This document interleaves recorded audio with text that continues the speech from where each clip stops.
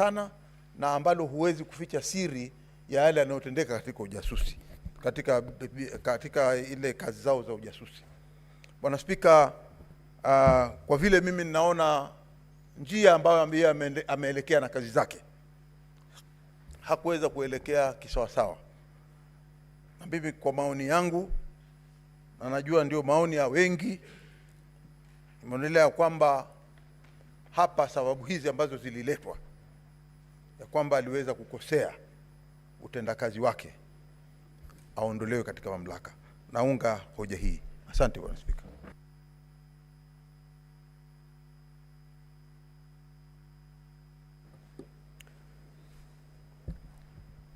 Honorable Senators, I now propose the question. They're aware that the National Assembly on the 8th of October 2024 resolved with the support of 282 members, being at least 2/3 of all members of the National Assembly, that pursuant to the provisions of Article 145(2), as read with Article 151(b) and 2 of the Constitution, and Standing Order 65(2) of the National Assembly Standing Orders, His Excellency Rigathi Gachagua, EGH, Deputy President of the Republic of Kenya, be removed from office by impeachment on the grounds specified in the special motion. Whereas by a letter reference NA/DLP/TBO/MTS/2024 into brackets 25, dated the 8th of October 2024, and received in the office of the Speaker of the Senate on the 9th of October 2024, and the Speaker of the National Assembly informed the Speaker of the Senate of the approval of the special motion by the National Assembly, and further forwarded to the Speaker of the Senate documents in evidence of the proceedings of the National Assembly. Further, whereas pursuant to Article 145, as read with Article 151(b) and 2 of the Constitution, and Standing Orders 78 and 79 of the Senate Standing Orders, the Senate had the National Assembly on the grounds for the proposed removal from office by impeachment of His Excellency Rigathi Gachagua, EGH, Deputy President of the Republic of Kenya. And further, whereas pursuant to Article 145, as read with Article 151(b) and 2 of the Constitution, and Standing Orders 78 and 79 of the Senate Standing Orders, the Senate also had His Excellency Rigathi Gachagua, EGH, Deputy President of the Republic of Kenya, on the grounds of his proposed removal from office by impeachment on the Deputy President of the Republic of Kenya.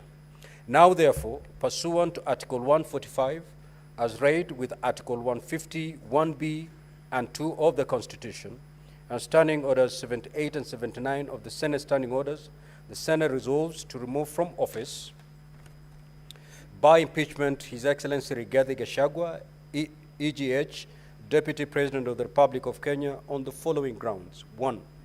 Gross violation of Articles 10, 2A, B, and C, 27(4), 731A, and 2B, 751C, and 129(2) of the Constitution, and Article 147(1), as read together with Article 131, 2C, and D of the Constitution. 2. Gross violation of Articles 147(1) and 152(1) of the Constitution by undermining the President and the Cabinet and the effective discharge of the national government's executive mandate. 3.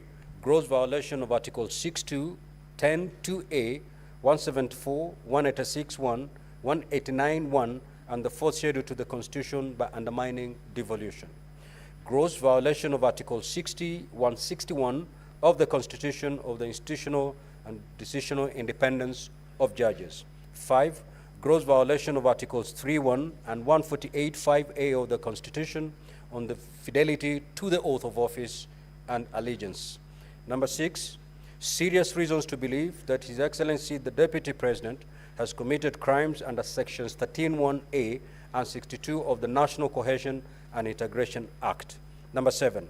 Serious reason to believe that His Excellency the Deputy President has committed gross economic crimes under Section 45(1), 46, 47(a), 3, and 48(1) of the Anti-Corruption and Economic Crimes Act, and Sections 2, 3, 4, and 7 of the Proceeds of Crime and Anti-Money Laundering Act. Number 8, serious reason to believe that His Excellency the Deputy President has committed crimes by continuously misleading members of the public through false, malicious, divisive, and insightful remarks that are contrary to the provisions of Section 132 of the Penal Code and Section 29 of the Leadership and Integrity Act. Number 9, gross misconduct that is incompatible with the high calling and dignified status of the office of the Deputy President and a member of the Cabinet and the National Security Council. His Excellency, the Deputy President, has publicly attacked and undermined the work of the National Security Intelligence Service and its officers. Number 10, gross misconduct by openly or publicly insubordinating the President, who is the head of state and government. And number 11, gross misconduct by persistently bullying state and public officers.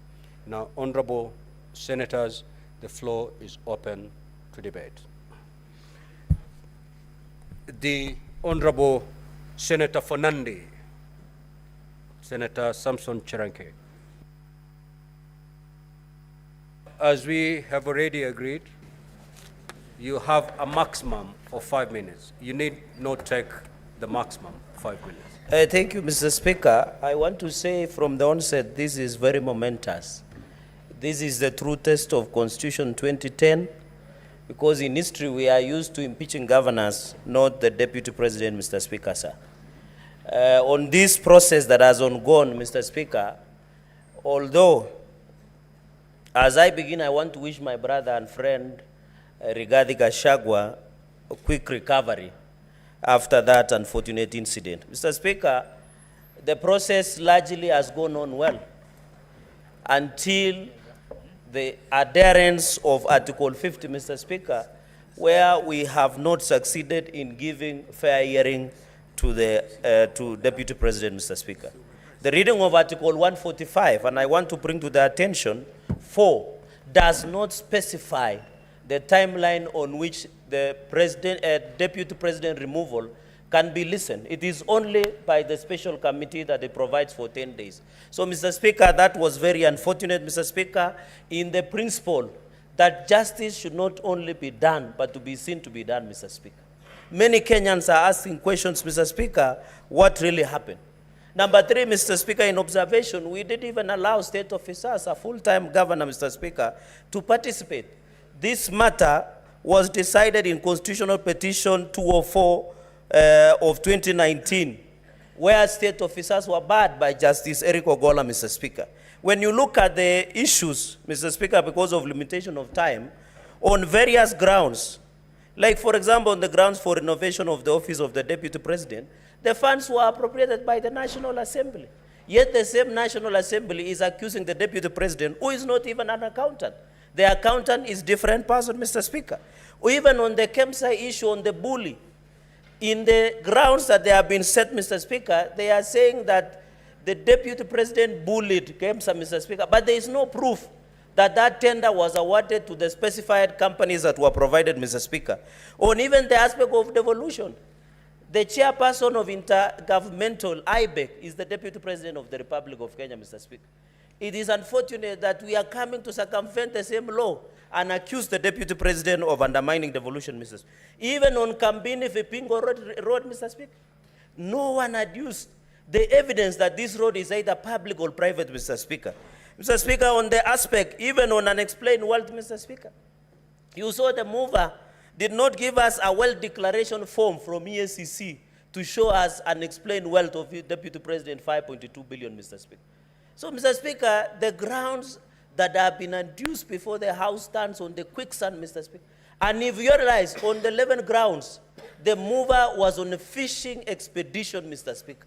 And therefore, I don't know, because they say, Mr. Speaker, even when you read, I know impeachment proceedings either political, because it is impeachable, because they are neither high crimes, criminal, but based on the test of probabilities, Mr. Speaker. Mr. Speaker, and therefore, even when you look at many other aspects, Mr. Speaker, I want to challenge members, even as we go and vote, Mr. Speaker.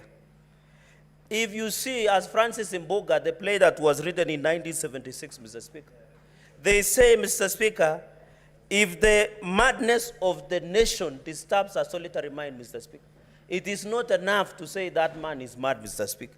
Where we are at crossroads as a country, Mr. Speaker, whatever the outcome today, this country must move on, Mr. Speaker.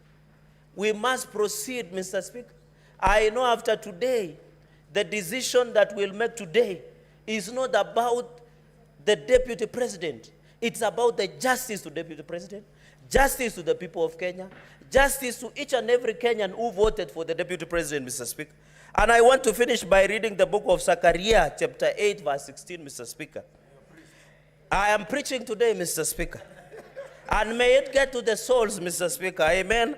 Zechariah, Mr. Speaker, 8, verses 16. And even Glenn Washington, Mr. Speaker, and Morgan Heritage in Reggae, they say a man is not guilty until it is accused of being. Mr. Speaker, in Zechariah 8, verse 16, these are things that you are to do. Speak truth to each other and render true and sound judgment in courts. Senate, my colleagues, by the time you cast your vote, think about it. It is not about Regade. It is not about anybody else. It's about the Republic of Kenya. Our children, our nation, Mr. Speaker. I finish by saying...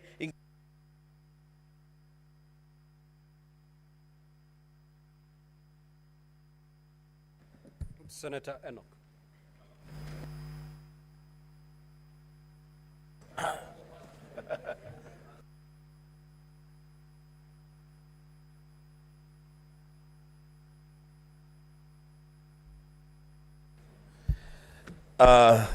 Thank you, Mr. Speaker. Mr. Speaker, there is a reason why my colleagues call me bishop, others call me pastor. Mr. Speaker, the book of Deuteronomy, chapter 19, from verse 18 to 19. It says that the judges shall inquire diligently, and if the witness is a false witness and has accused his brother falsely, then you, the judges, shall do to him as he had meant to do to his brother. So you shall purge the evil from your midst. Mr. Speaker, I did not know that I would be a senator in Kenya at such a time as this, being called upon to judge between the National Assembly and the Deputy President of the Republic of Kenya through a motion brought here by one Honorable Mwengi Mutuse. But Mr. Speaker, here we are, and where duty calls, I will answer the call with courage and guided by a deep desire for that which is good for our nation. Mr. Speaker, I would have expected that the crumbling relationships within the Kenya Kwanza administration would perhaps have been handled within their PG or their NEC and resolved there. But because they have chosen this path, Mr. Speaker, they have made their bed, they must lie on it. Mr. Speaker, the mover of the impeachment motion must have a very dim view of the Senate of the Republic of Kenya. He comes to us with innuendos, falsehoods, sensational statements, and dropping of numbers without a shred of evidence. The Speaker, he begins his own illustration by saying sometimes in 2023. He goes on, the Speaker, to speak about at another forum in September 2024. Mr. Speaker, we are debating an impeachment motion of the Deputy President of the Republic of Kenya. The least that these judges would have expected, the least that this country would have expected, is due diligence on the mover of the motion. Getting every event and every date right. In fact, going down to the minute, to the second. This is a serious issue, Mr. Speaker. But Mr. Speaker, because of time, I will say two things. One, let it be known to this House and to this country that those of us who subscribe to the ideals of the Azimio One Kenya Alliance are totally and grossly opposed to the idea of a government of shareholding. We don't subscribe to that idea. We believe in an all-inclusive government where every person and every region have their space in this country. But Mr. Speaker, when that matter was presented to us as an accusation, as a ground for impeachment of the Deputy President, during cross-examination and going through the evidence table before the Senate, it is clear to this House, it is clear to this country, that the idea of a government of shareholders is a foundational policy of the Kenya Kwanza administration. The signature for that policy is appended by none other than the party leader of that coalition, the President of the Republic of Kenya, the Speaker of the National Assembly, the Chief Cabinet Secretary, and Mr. Speaker, I would dare say, don't drag the Speaker of the Senate to this because he's not part of this. Mr. Speaker, you cannot punish the Deputy President, the principal assistant to the President, for undertaking the role of being the assistant to the President. He is just expounding on a policy that his boss assigned and made public. Mr. Speaker, oh my goodness. Mr. Speaker, lastly, if you allow me,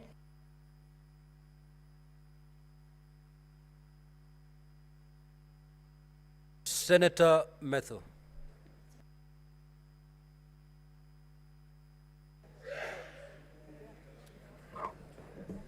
Thank you very much, Honorable Speaker. From the onset, allow me to say that I rise to oppose the motion of the removal by way of impeachment of the Deputy President of the Republic of Kenya. And Honorable Speaker, for the last 2 days, today and yesterday, we have been treated to a charade of allegations, accusations, which, in my opinion, have not been substantiated either by the mover of the motion, the Honorable Mwengi Mutuse, or the advocates who he came with, or the advocates that are on record for the National Assembly. And Honorable Speaker, I am actually quite surprised that one of the advocates who appeared to represent the National Assembly tells us that the Honorable Mwengi Mutuse, his was only to allege. This is not a trial. He didn't have to substantiate. He only needed to allege, and out of the allegation, then it should be carried, and we need to remove Honorable Deputy President from office. Honorable Speaker, looking at the evidence that the Honorable Mwengi Mutuse put in his motion, and the cross-examination that was here, the evidence that he brought to the House, he had 22 companies that he had listed. And when questions were running to him, what problem do you have with the company number one? I don't have a problem with it. Maybe you will have a problem in future. But the Deputy President must be removed from office. What do you have what problem do you have with company number two? I don't have a problem with it, but it might have a problem in future, and the Deputy President must be removed from office. And he kept telling us, I don't have a problem with the next one, the next one, the next one, the next one, but the Deputy President has to be removed from office. Honorable Speaker, I posed a question to the Honorable Mwengi Mutuse. He alleged that the Deputy President has a dairy farm in Nyandarua County. The fairest thing, or the least that anybody would do to such an accusation, you need to tell us where in Nyandarua is this land, at least remotely tell us what is the title number, so that even if, as the area senator, if I want to verify that indeed the Deputy President has a dairy farm in Nyandarua, there is something that I can look at. Honorable Speaker, he said, I don't know, but the Deputy President has to be removed because it is time to remove the Deputy President. On the question about Meru, where is the title number? I don't have it, but the Deputy President has to be removed from office. His wealth is 5.2 billion. Have you done a valuation? I don't have a valuation. I don't have a valuation. I don't mind. The deputy president has to be removed from office. There is no evidence that I have in record. I don't mind. The other funnier question that we had, Honorable Speaker, is that the deputy president has an allegation of insubordination. And the insubordination can only be sanctioned by the immediate supervisor of the deputy president. The immediate supervisor of the deputy president is the president. Is there any affidavit that the president has complained that there has been insubordination by his own deputy? Nothing. But the only thing that I would want to hold on to on this particular allegation of the deputy president having been alleged to have insubordinated his immediate supervisor. Since this motion of impeachment started, we have not had any comment from the president, either saying what has been alleged by Honorable Mwengi Mutuse is true or not true. So I want to believe that beyond the owner of the motion of the Honorable Mwengi Mutuse, the president is the bigger owner, because he has not denied that this is there has been an insubordination. And my comment would be this: this divorce that the president is looking for, you shall get it, but it will be painful, it will be hurtful, it will be catastrophic, it will have casualties. At the final vote that will be casted today, we might be the first casualties. But the casualties of today are not necessarily the casualties of tomorrow. And out of the vote that shall be taken, I'm speaking to our partners in the coalition and the other people who are here from ODM and the other parties. This vote that you shall take today, it is not in vain that the senator for Nyandarua, it is not in vain that the senator for Kiambu, it is not in vain that the senator for Muranga, it is not in vain that the senator for Laikipia, it is not in vain that the senator for Kirinyaga, with strict instructions from the people who elected this government, have told them to come and oppose the motion that is on this floor of the House. Honorable Speaker, I'm being disrupted. The point that I wanted to make is, it is not in vain that we have been instructed not to sanction this divorce. But if it comes, we shall take it in our strides. I want to tell the people who are here, the vote that we shall cast here, we shall not put it in our minds. We shall put it in our hearts. The people of the region that I have mentioned are at their lowest. We are calling on the senators who are here. It is time to stand with us. Finally, this motion had to be processed in a haste. We had to try a man in hospital because the only crime that Gachagua has committed is a political crime. So he had to be removed out of the way, whatever it will take, whether he's in hospital, whatever it will take, he has to get out of the way. That can only happen if it has the direct sanctioning of the President of the Republic of Kenya, His Excellency William Samoei Ruto. Senator Tom Ojenda.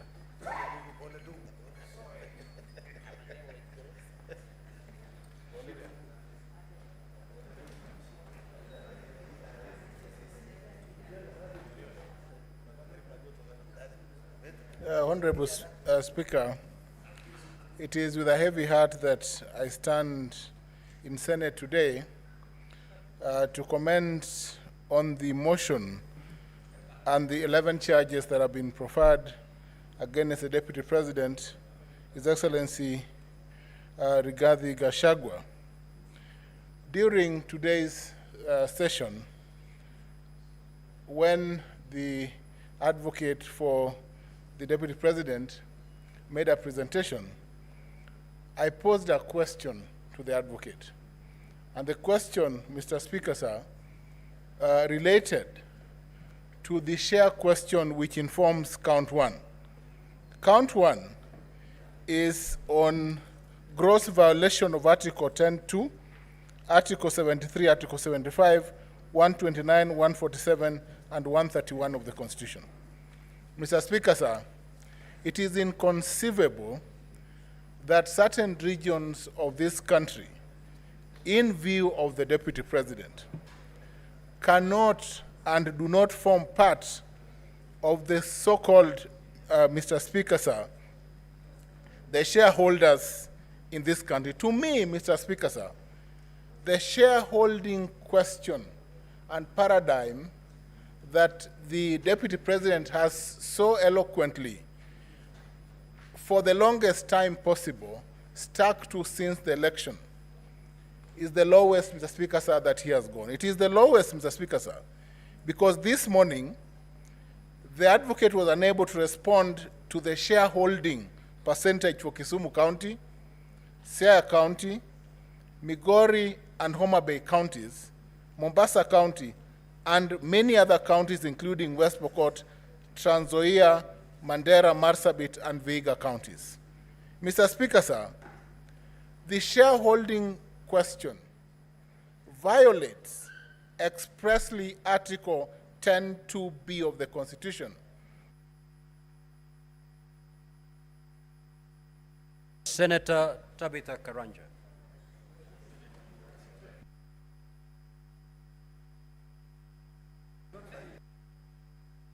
You have 2 more minutes.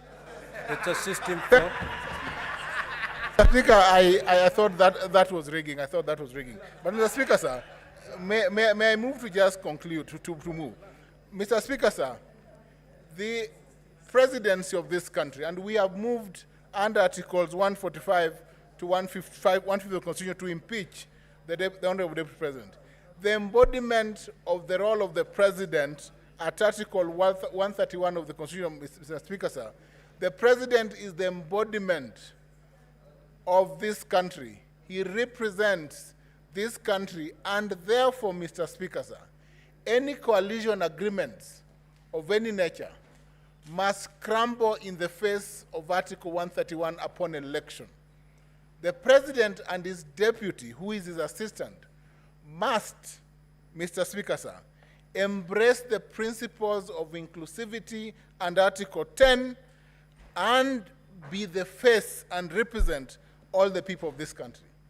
Submissions made by councils for the National Assembly to the effect, Mr. Speaker, sir, that any instrument, be it a political agreement deposited with the registrar, Mr. Speaker, sir, that violates this principle of necessity, Mr. Speaker, sir, are unconstitutional. And it is in the face, Mr. Speaker, sir, of this first count that I will vote in favor of the impeachment of the Deputy President. Mr. Speaker, the other counts that are set out and that relate to violation of the principles of national cohesion, Mr. Speaker, sir, have been proven by the submissions made before this House this afternoon. Violation of Article 147 and 152 of the Constitution have been proved as set out in the charges framed by the National Assembly. Mr. Speaker, for the first time, let me say this, that this country must pull together in one direction. And that direction, if the President, Mr. Speaker, sir, and the Deputy cannot work together, then the interests of this nation cannot be safeguarded by allowing the Deputy President to continue being in office if his ideals are clearly in contravention or oppose the ideals that are held by the President of this country. We must support His Excellency President Ruto to run this country in a coordinated manner that Mr. Speaker, sir, brings together all the citizens of this country in a manner that coalesces all the 45. Senator Tabitha Karanja.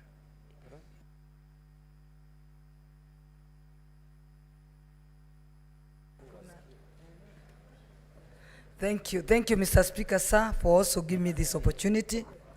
And I want to take this opportunity and convey my pole to the Deputy President, and we wish him a quick recovery.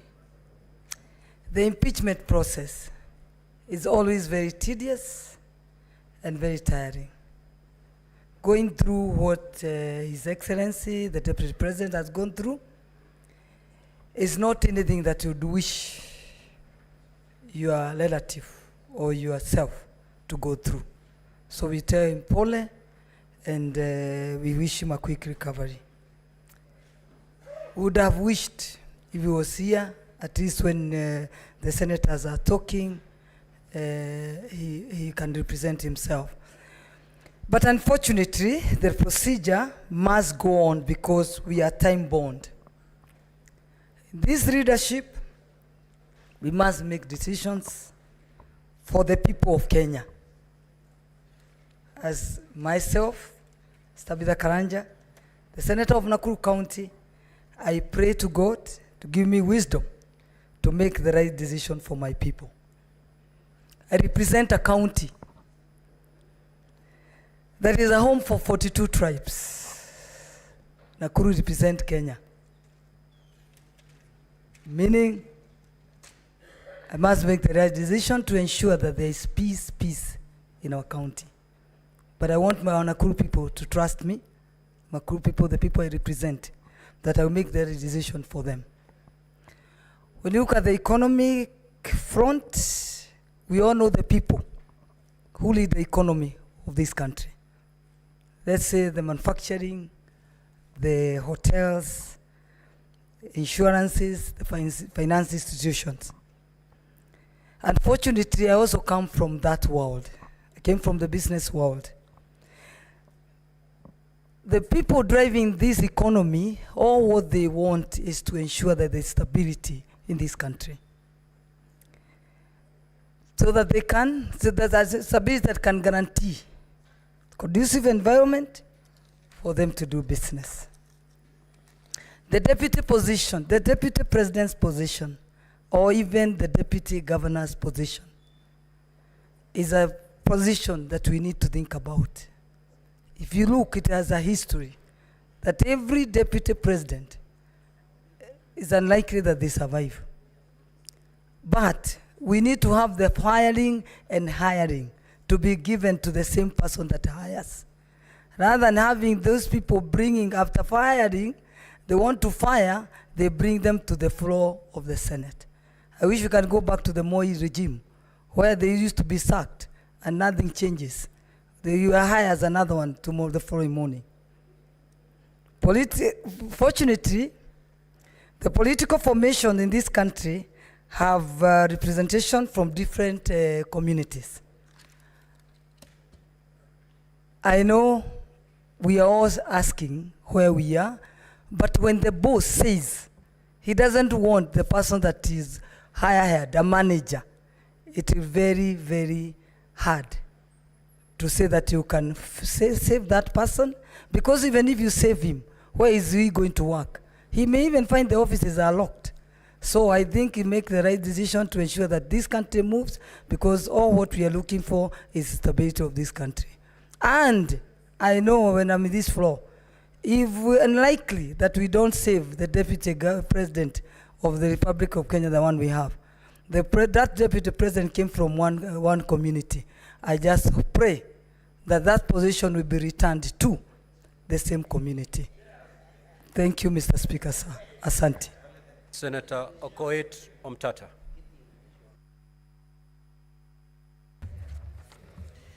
Thank you, Mr. Speaker. I stand here not to defend a good man. It's not important whether His Excellency the DP is a good man or a bad man. I stand here to defend the oath of office that I took to defend the Constitution of Kenya. And that includes giving the devil his due. When the people of Kenya, during public participation, were screaming Kufa Makanga, Kufa Ndereba, they were opposing selective prosecution. They said if Parliament has to hold people accountable, it should not be selective. And I stand here to look at whether this House has complied with the Constitution. Article 150, Clause 2, on the removal of the Deputy President. The grounds for impeachment are set out in Article 145.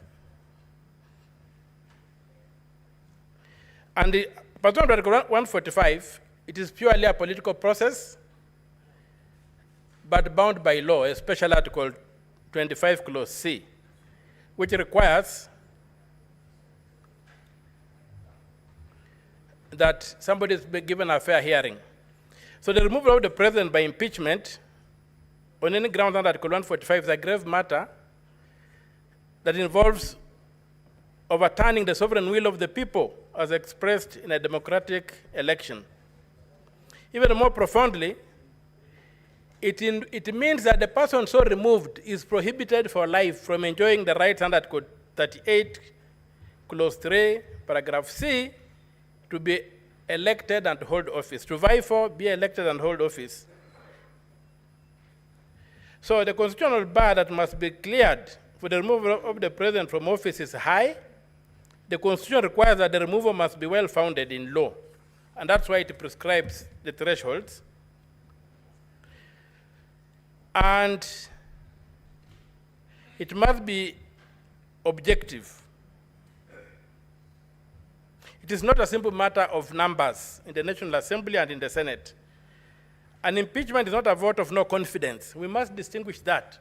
A vote of no confidence is a simple matter with no standards. It's just a political thing that you make, and somebody resigns from office, but he can come back and get to office again. This is an impeachment.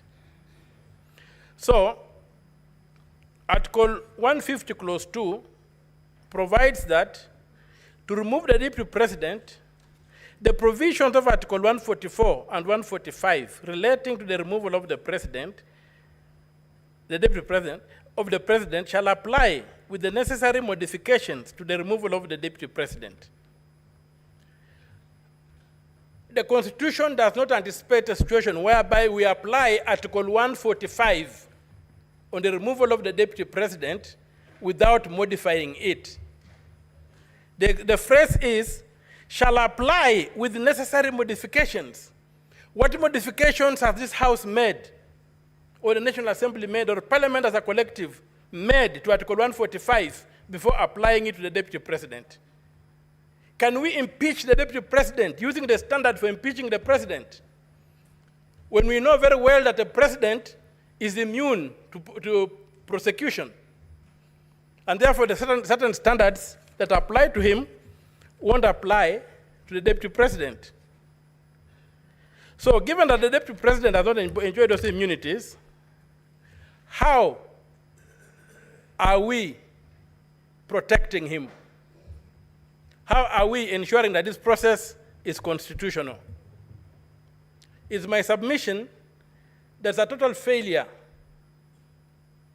on Parliament to have proceeded to impeach the Deputy President without making the necessary modifications to Article 145. And you have seen the potholes we have fallen into. It's okay for the President because the President is immune from judicial processes. But is it okay that the Deputy President should be prosecuted using the same standard used for the President? And in the drafters of the Constitution. Senator Ali Roba. Thank you very much, Mr. Speaker. I'd like to time so that I don't lose my apologies. Thank you very much, Mr. Speaker.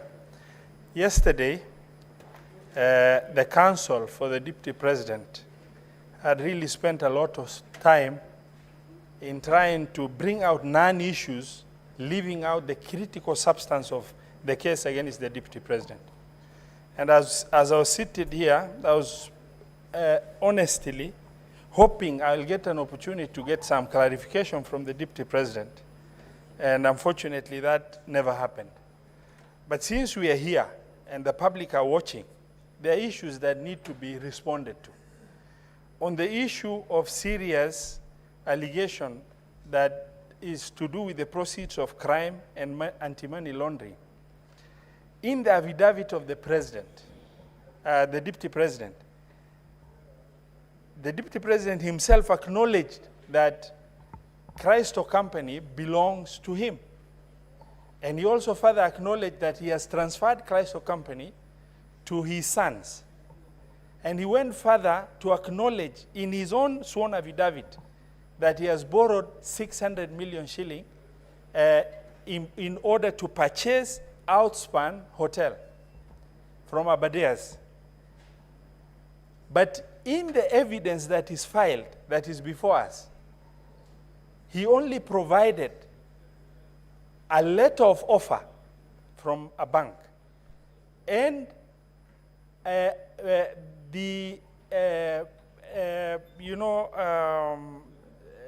resolution of the company. But he failed to provide, and all of us understand the loan process and how tedious it is.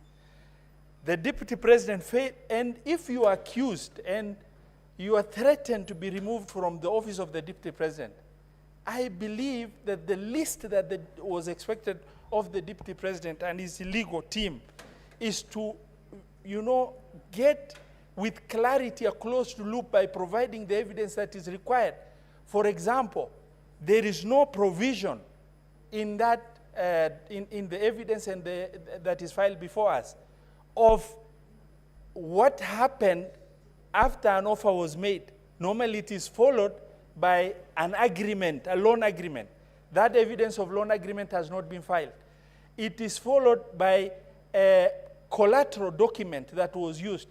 And, the need to get the collateral document through the legal perfection in terms of valuation report of that asset itself. He has not provided the charge document that indicates that that loan has been charged. In the evidence that is filed, he has not provided evidence of the fact that there is money credited to Christo account. And he has not further provided evidence of money leaving Christo account to go to Abadeas for acquisition of outfund. And the legal counsel expects, by concentrating on non-issues with the petitioner, that these issues will be swept under the carpet.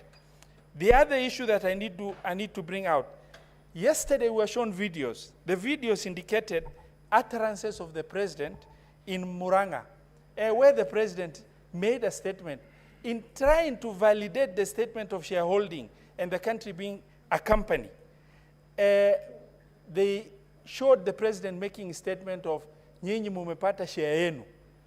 But that was a statement of inclusivity in context, as opposed to the deputy president's statement everywhere he has gone, that is, assertive utterance of exclusivity within the population in this republic.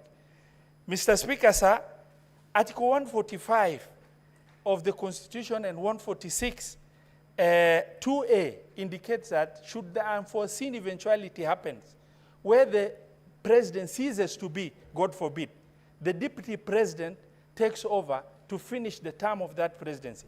The question I kept on asking myself, can this deputy president, can I really call this deputy president my president in the context of this division that has been ongoing? Mr. Speaker, sir, when you are the second in command in the country and you sit,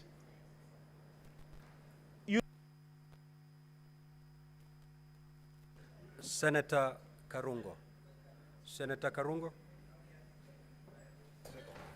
No, I want to speak from the floor.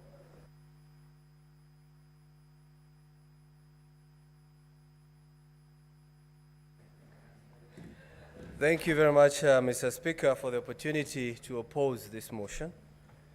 I stand to oppose, and I'll start from where I left by saying that children deserve the most honest and thoughtful answers.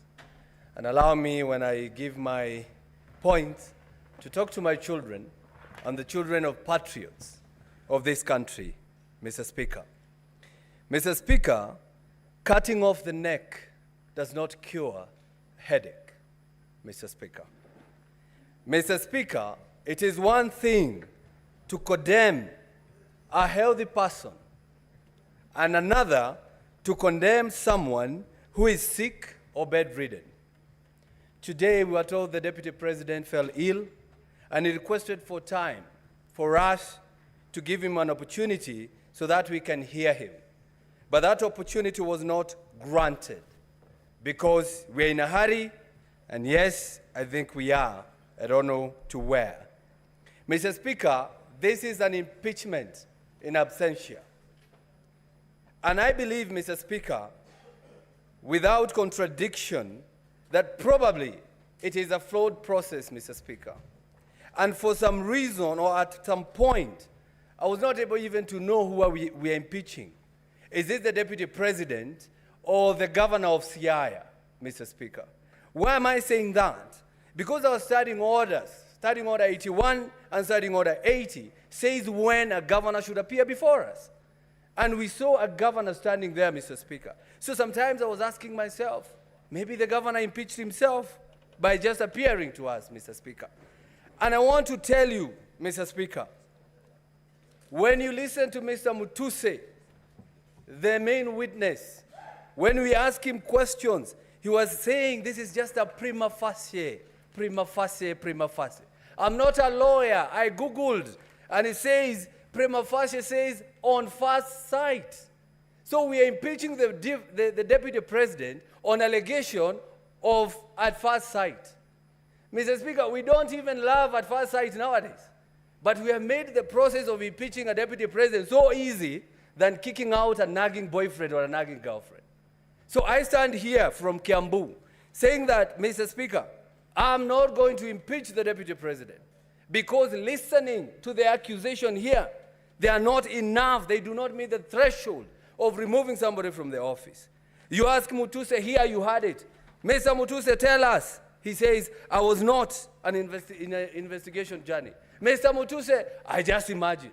Mr. Mutuse, I don't know. Mr. Mutuse, I believe. Mr. Mutuse, Senate, believe me. Even if you don't believe me in one occasion or in one ground, just take one, the one that you love, Mr. Speaker. Mr. Speaker, it's sad that my brother, a person from my area or my region, the deputy president of this country is being impeached. And I want to talk to the majority leader, person I really respect, and also the senator for Bomet, Mr. Sigei. When we help to save a brother, remember us when we ask you to save our brother, Mr. Speaker. Mr. Speaker, as I conclude on this issue, Mr. Speaker, he who assesses the integrity of others must exemplify an even higher standard of integrity on himself. I want to ask you members, please, as I go down to write your names or the sins on the ground, and I'm not calling myself Jesus, ask yourself, would you be the first one to throw the stone on the deputy president? And Mr. Speaker, I am going to leave this by saying I'm going to vote on all 11 counts. No, no, no, no, no. I'm going to vote no. And I'm going to leave you with one quote I've read from a member of parliament from Gatondo North, who has said, Mr. Speaker, and I read, the dog is not sick, it's just afraid, facing its last 2 hours of power forever, Mr. Speaker. Those are the MPs who kicked out the deputy president. They are now calling him a dog. Maybe even this motion, Mr. Speaker, was brought by some people who are suffering from mental issues, Mr. Speaker. I'm going to say that because how do you call a deputy president is a dog and he's not sick and he's only waiting to get out of power for 2 hours? I ask you, brothers, please do not play along the galleries. Respect the deputy president, respect the people of Murima, and I leave you with Exodus 19, verse 12, Mr. Speaker. We were told if you touch a widow, you die. It says if you touch the mountain, you die. I vote no. Senator Sifuna. Senator Edwin Sifuna.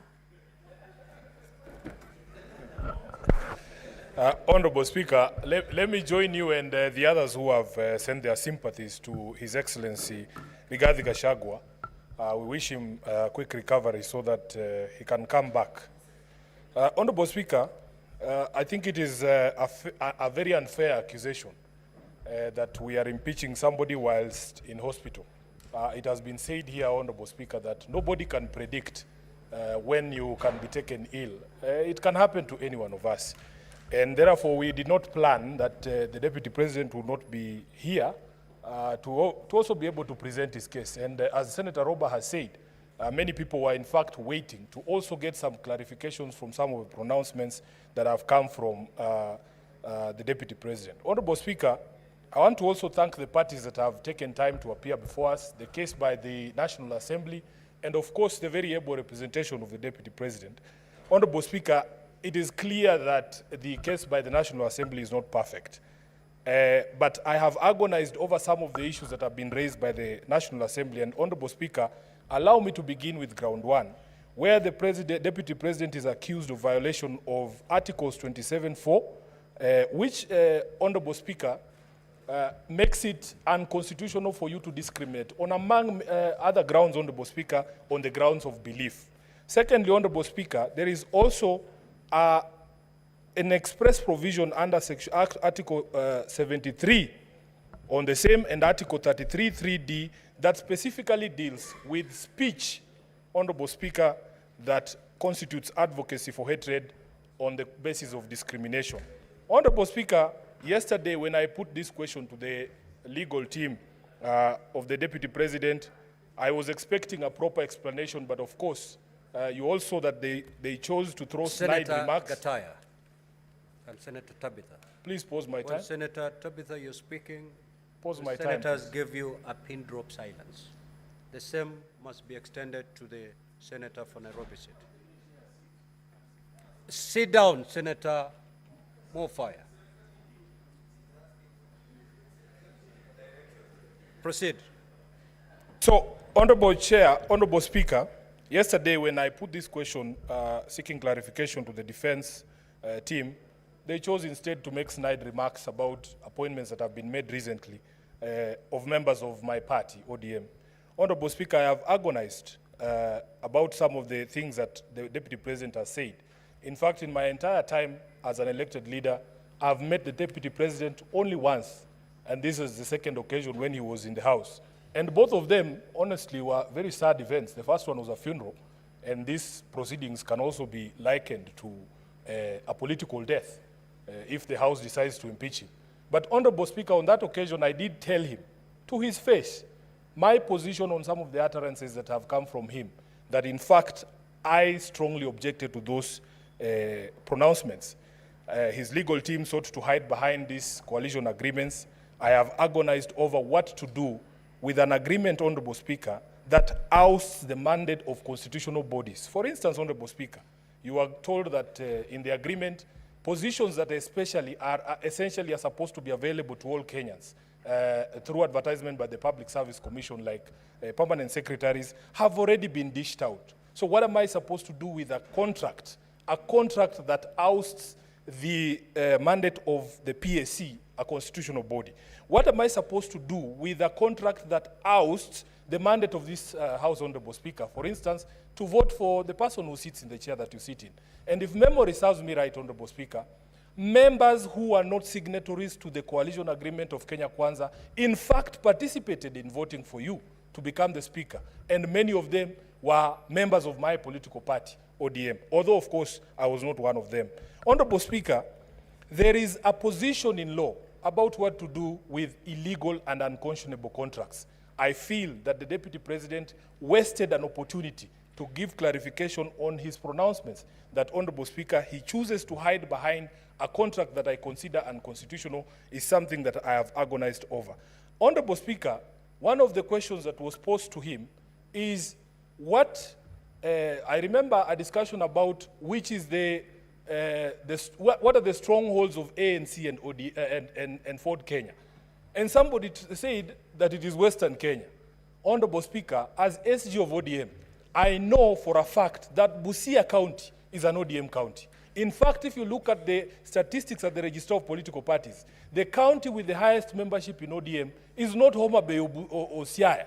It is actually Busia County. So the question I'm being asked by my members from Busia is, Honorable Speaker, if a member of ODM who resides in Busia wanted to be a permanent secretary, does he take his application to the local Ford Kenya office so that he can access the 30% for Western Kenya? And that is the agony, Honorable Speaker, that people are going through. Honorable Speaker, there was also the conversation around the public attacks on a judge.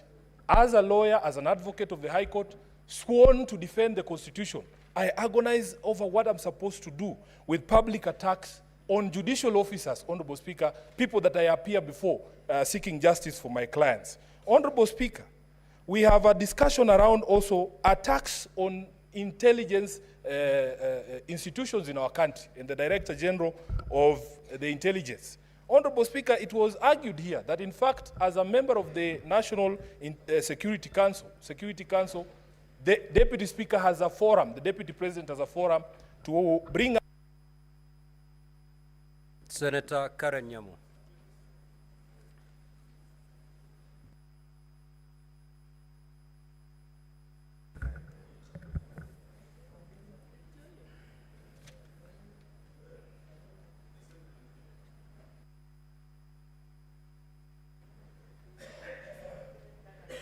Thank you, Mr. Speaker. I can assure you, Mr. Speaker, none of us is enjoying these proceedings of an impeachment motion against the Deputy President, and particularly those of us from the government side, the Kenya Kwanza coalition. And for obvious reasons, Mr. Speaker, because he has been our leader, we have been in the trenches with him, fighting for this government. And so it has come to this, and I can assure you we are not particularly very excited about it. I personally have interacted with him on numerous occasions. If you look in the internet, Mr. Speaker, you will see photos of me dancing with the Deputy President, Mr. Speaker. I have followed these proceedings very keenly. All the 11 counts, one that the gross violations of the Constitution, Article 10(2), the one that talks about the conduct of public officials, including the Deputy President, the one that talks about him being a principal assistant of the President and an extension of the presidency, Article 147, that talks about his insubordination, and one that Sifuna has talked about, Article 160, that deals with undermining public institutions, and particularly the judges, Mr. Speaker. I have been born and grown up in Nairobi County, in Eastlands particularly. And where I come from, when we grow up, we are not even aware of each other's tribe. Our neighbor could be from any other tribe. And so when I hear the Deputy President talking and allocating shares to citizens, I am aware that he's excluding more than half the population of Nairobians from service delivery, the same people that me and Sifuna are always here fighting for, every day, for allocations and for services, Mr. Speaker. And as if that was not enough, he was in the CBD the other day, addressing Nairobians in the Kikuyu language, assuming that all Marikiti traders are Kikuyus. Mr. Speaker, nothing can be further from the truth. And sowing seeds of tribalism in Nairobi is very, very dangerous. If you have seen the slum setup, where people live together, all tribes together, I do not want to imagine if you sensitize these people and make them aware of their tribes and their lack of shares in their own country, Mr. Speaker. And finally, in future, I want to call upon presidential candidates to make it a very critical attribute of their running mates to have political maturity and to have a national outlook, Mr. Speaker. Because to some extent, we want to put some blame on the president, because we are wondering what he looked at when he picked his running mates. Thank you, Mr. Speaker. Senator Kajwang.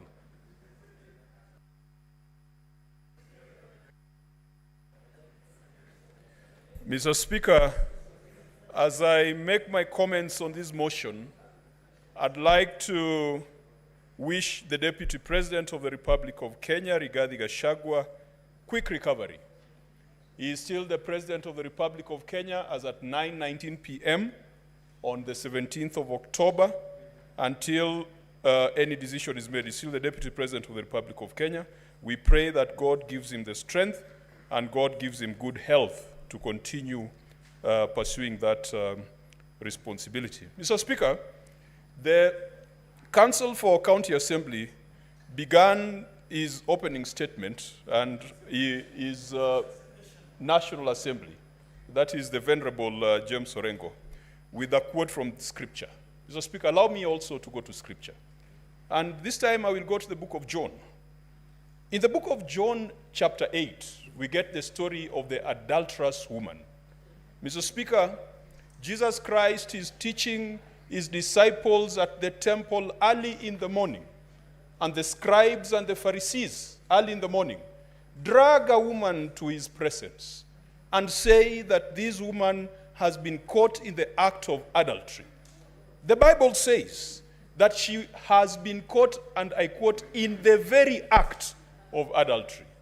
Mr. Speaker, what surprises me in this passage is that the woman who was caught in the very act of adultery has been produced, but the man who contributed to the adultery was not brought before Jesus Christ in the temple. Mr. Speaker, we have a man who has been brought before us for impeachment. We have been told that he's been a political adulterer. We have been told that he has grossly violated the Constitution and the laws of the Republic of Kenya. Mr. Speaker, adultery takes two. It takes two to tango. Like that woman in the book of John, I don't know whether they went for the men who cajoled her, who seduced her, who connived with her, and who paid her for the act of adultery. Mr. Speaker, in this Republic of Kenya, we must drain the swamp of adultery.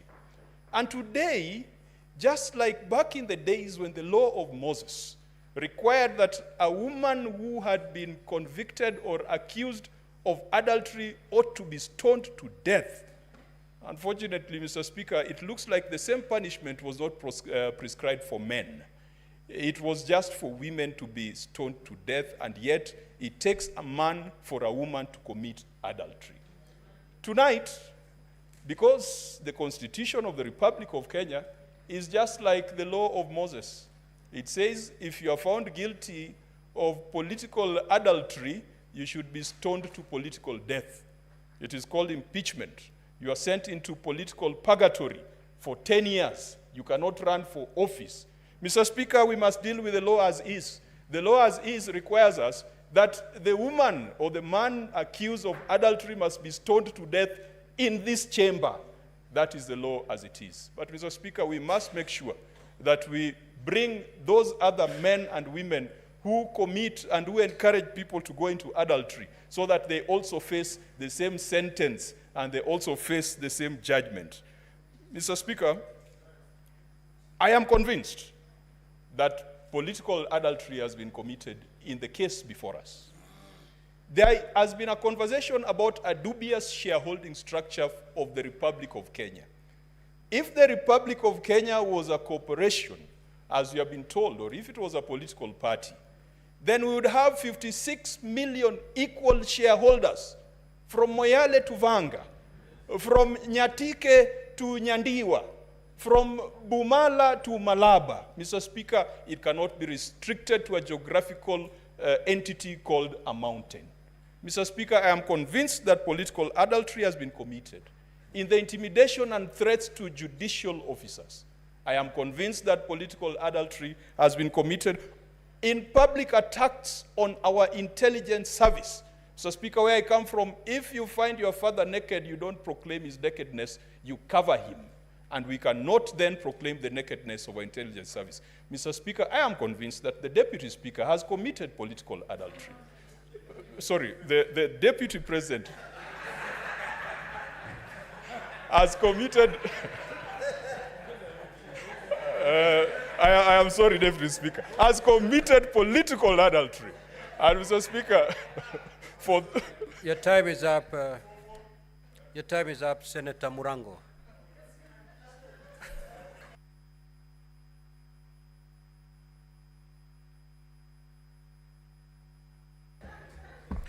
Asante sana mstahiki Spika. Kwanza ningetaka kumwombea afueni haraka naibu wa rais. Alafu niseme hivi. Mstahiki Spika, fisi anapotaka kula mtoto mwanawe husema kwamba ananuka kama mbuzi. Mstahiki Spika, mashtaka iliyo mbele yetu leo ni dhahiri shahiri ya kwamba ni fisi anayetaka kula mwanawe. Mstahiki Spika, wakati Mheshimiwa Karungu Adhangu alikuwa anaongea hapa leo na kuambia ombe msamaha, alikuwa amemwambia naibu mkurugenzi mkuu wa idara ya jinai kwamba anapojibu ajibu na wanao.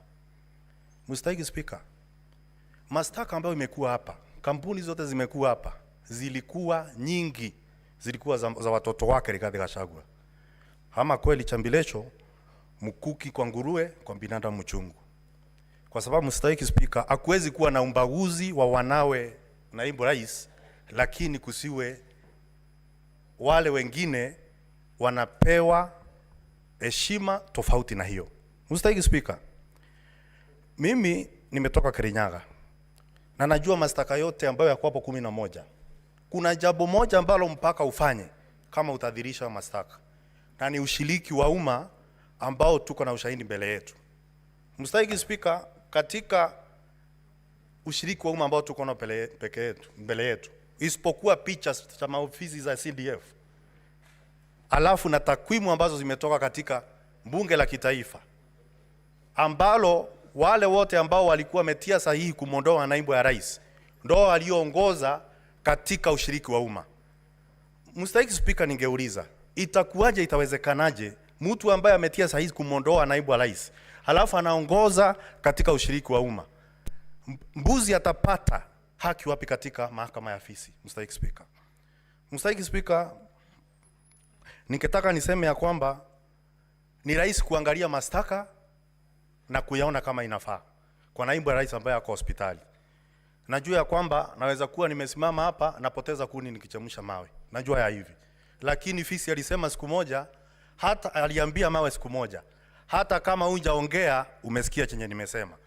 Mstahiki Spika, katika mashtaka yaliyo hapa, na sisi tunafaa kuongozwa na ushahidi, sio riwaya, sio hekaya za mbunwasi, sio fasihi. Mstahiki Spika, lakini tunazo hapa Mstahiki Spika, zote ni hekaya za mbunwasi.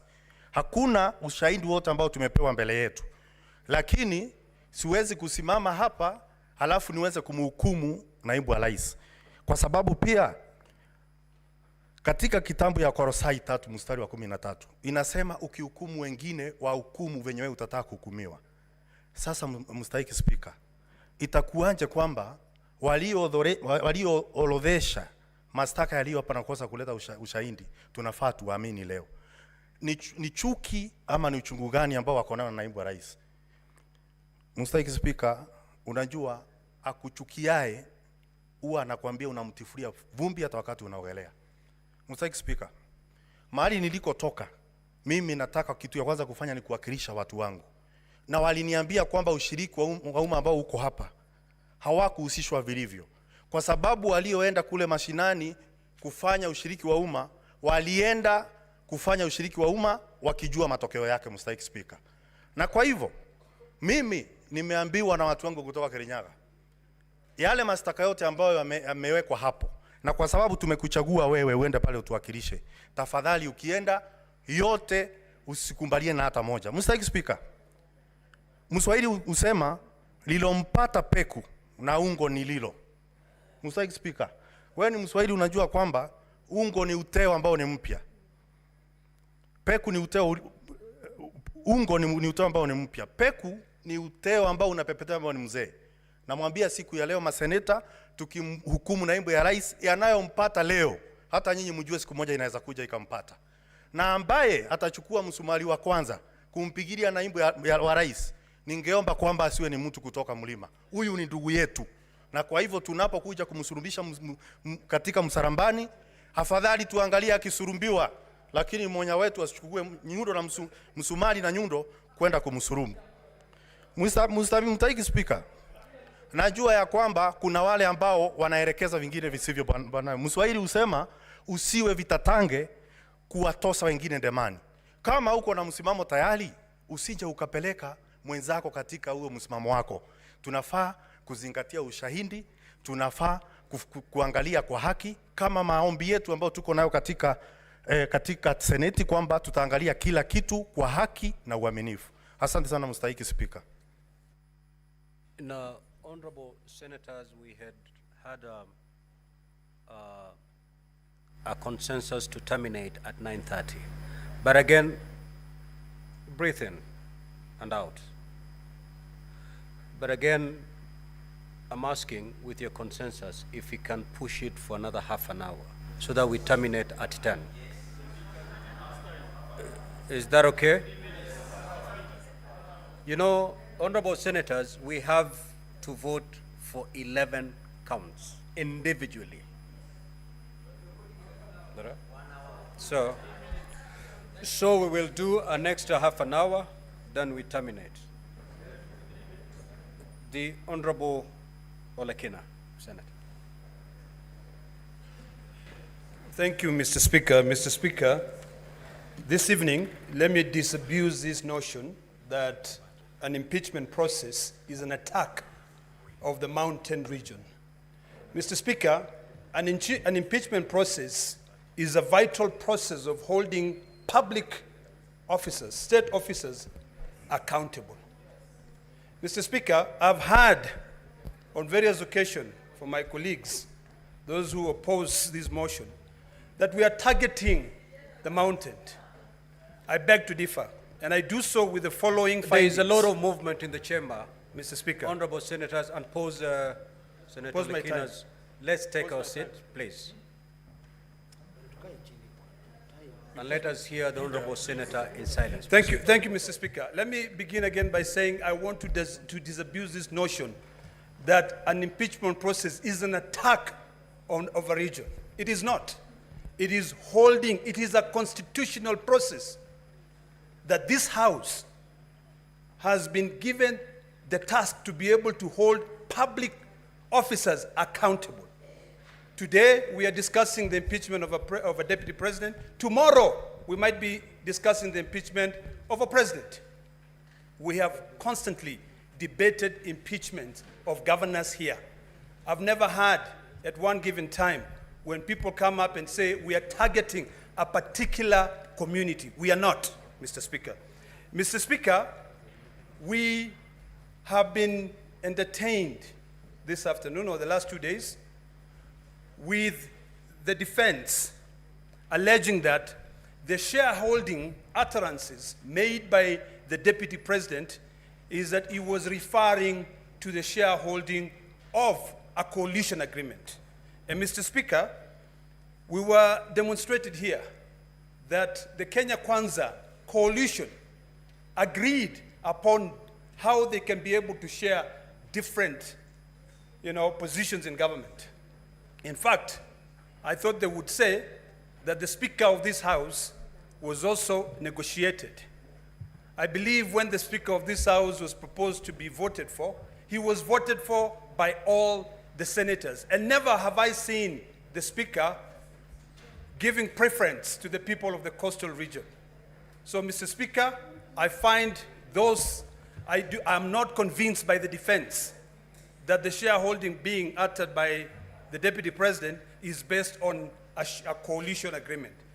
Mr. Speaker, the defense attempted to respond to the allegation on ground 8, whereby they say that the utterances of the Deputy Speaker violate Section 132 of the Penal Code. It is important for us to know what Section 132 of the Penal Code says. It actually makes it illegal to utter, print, or publish words or acts that brings into contempt the lawful authority of a public officer. The decision made by Justice Esther Maina in her capacity as a judge of the High Court is protected by the position that she holds. So it is a bit unsensical for the Deputy President to go out in public, instead of following the due process of the law, to be able to go out and appeal the decision of that judge. Until today, Mr. Speaker, the coercion which was used to be able to return the 200 million shillings back to the Deputy President, that money must go back to the public. Mr. Speaker, the Deputy President has got a forum. Article 240 of the Constitution puts him as one of the key members in the National Security Council. He has got a forum to be able to go out there and express his dissatisfaction with the NIS. When he calls a press conference and outright says that the Director General of the National Intelligence has completely brought that service into a halt, he was exposing the secrets of this country, and what he was doing is that he was actually saying that we have got no control. Mr. Speaker, if for anything, today I'll cast my vote based on various issues. One, on shareholding. Two, on the violation of Section 132 of the Penal Code. Three, on the issues of coercion. I listened to the gentleman from KEMSAT this afternoon when he said that he had to sit for hours at ESCC to be able to come out with one billboard. One. He was called on the 11th. When the defense were trying to justify that, instead of actually reading the recommendation made by the Senate, they were going through the submissions of one of the witnesses who appeared before my Committee of Health. So, Mr. Speaker, I'm convinced. Senator Seki. The senator was elected by the people of Kajiado. Thank you very much. Thank you very much, Honorable Speaker. I also want to put my voice to this motion of the proposal to removal of the Deputy President of the Republic of Kenya, Honorable Rigathi Gachagua, as a motion by Honorable Mutuse. I want to say that the grounds that has been put to this House from number 1 to number 11, Honorable Speaker, I thank the legal counsel of the Deputy President for interrogating the witnesses, more so Honorable Mutuse being the lead witness and the mover of the motion. Honorable Speaker, I want to put to this House that I am unable to see evidence that has been put in place for the 11 counts, 11 grounds in this motion.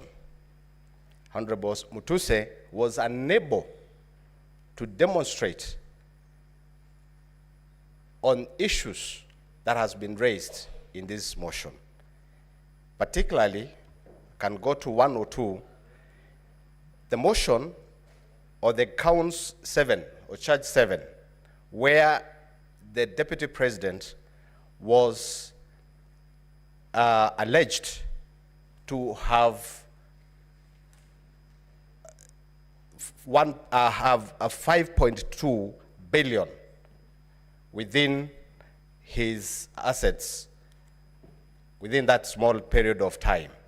Honorable Speaker, I understand that this witness was not able to explain and demonstrate that the Honorable Deputy President got the 5.2 billion because of the contracts that he has done with the government.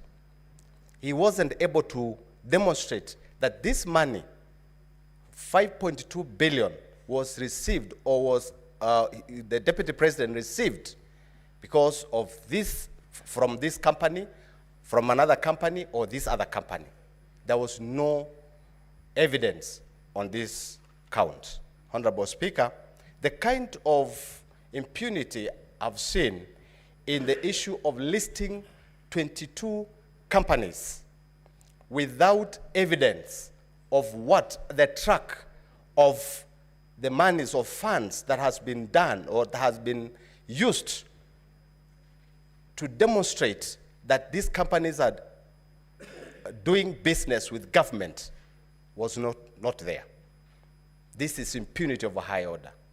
To bring 22 companies and you are unable, as a move of the motion, to explain that this company A, company 1 to company number 22 have received or got money from government or from government institutions. But you just put it on the motion and it becomes something to impeach the Deputy President. Honorable Speaker, we have seen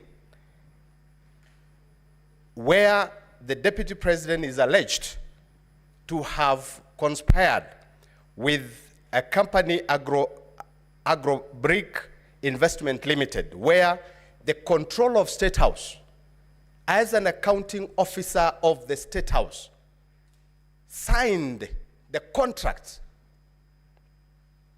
and it is brought to the motion that this contract and this company is alleged to have been a company to remove the Deputy President.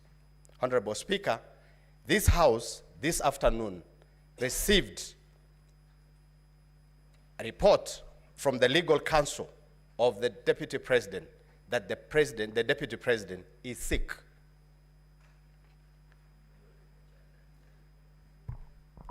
Now, we are ready. Senator Faki.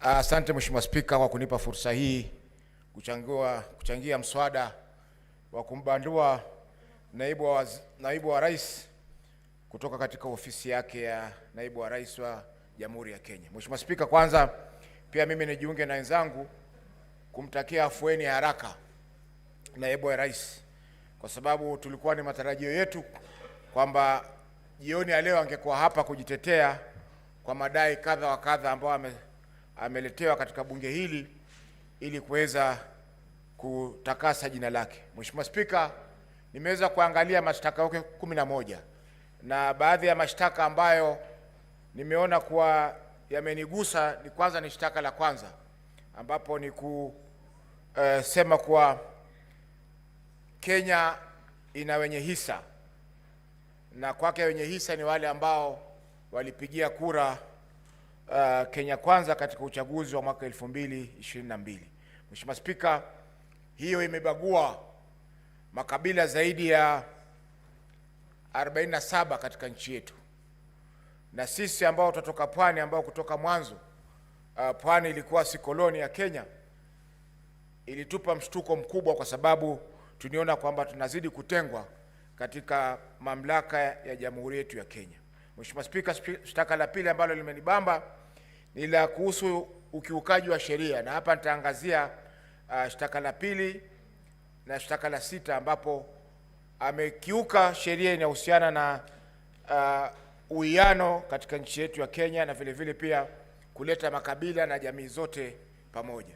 Mheshimiwa Spika, la tatu ni ukosefu wa nidhamu, swala la ukosefu wa nidhamu katika kumshambulia hadharani mkurugenzi wa shirika la ujasusi nchini mwetu. Mheshimiwa Spika, hili litokea mnamo tarehe 26 mwezi wa 6 mwaka huu ambapo naibu wa rais alikuwa Mombasa na akatoa taarifa ambazo zilihujumu usalama wa taifa, ambapo yeye kama naibu wa rais alikuwa na fursa ya kuweza kuzungumzia mambo haya katika serikali na vile vile pia hatua za kurekebisha zikachukuliwa.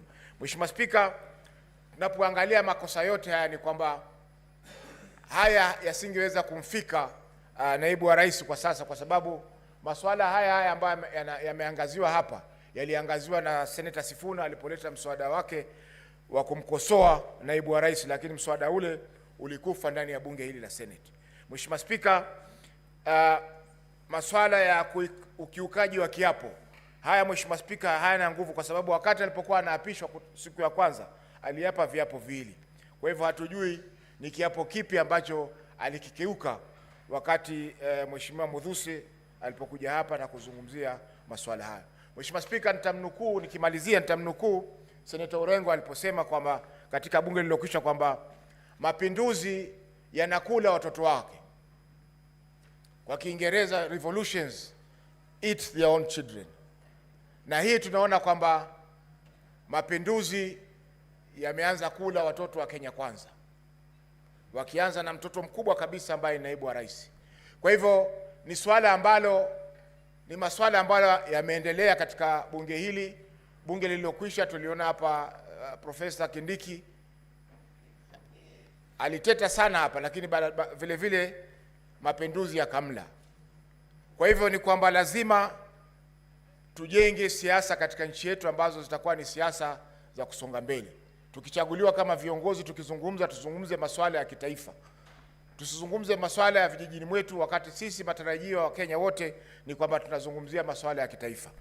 Kwa hiyo Mheshimiwa Spika, napongeza pia bunge hili la Senate kwa kuonesha ukakamavu na vile vile pia umahiri mkubwa wakati tumeweza kusikiza kesi ya naibu wa rais. Labda kwa siku za usoni tutapata pia fursa ya kusikiza kesi ya rais wa Jamhuri ya Kenya katika bunge hili letu. Asante Mheshimiwa Spika kwa kunipa fursa hii. Senator Oroba.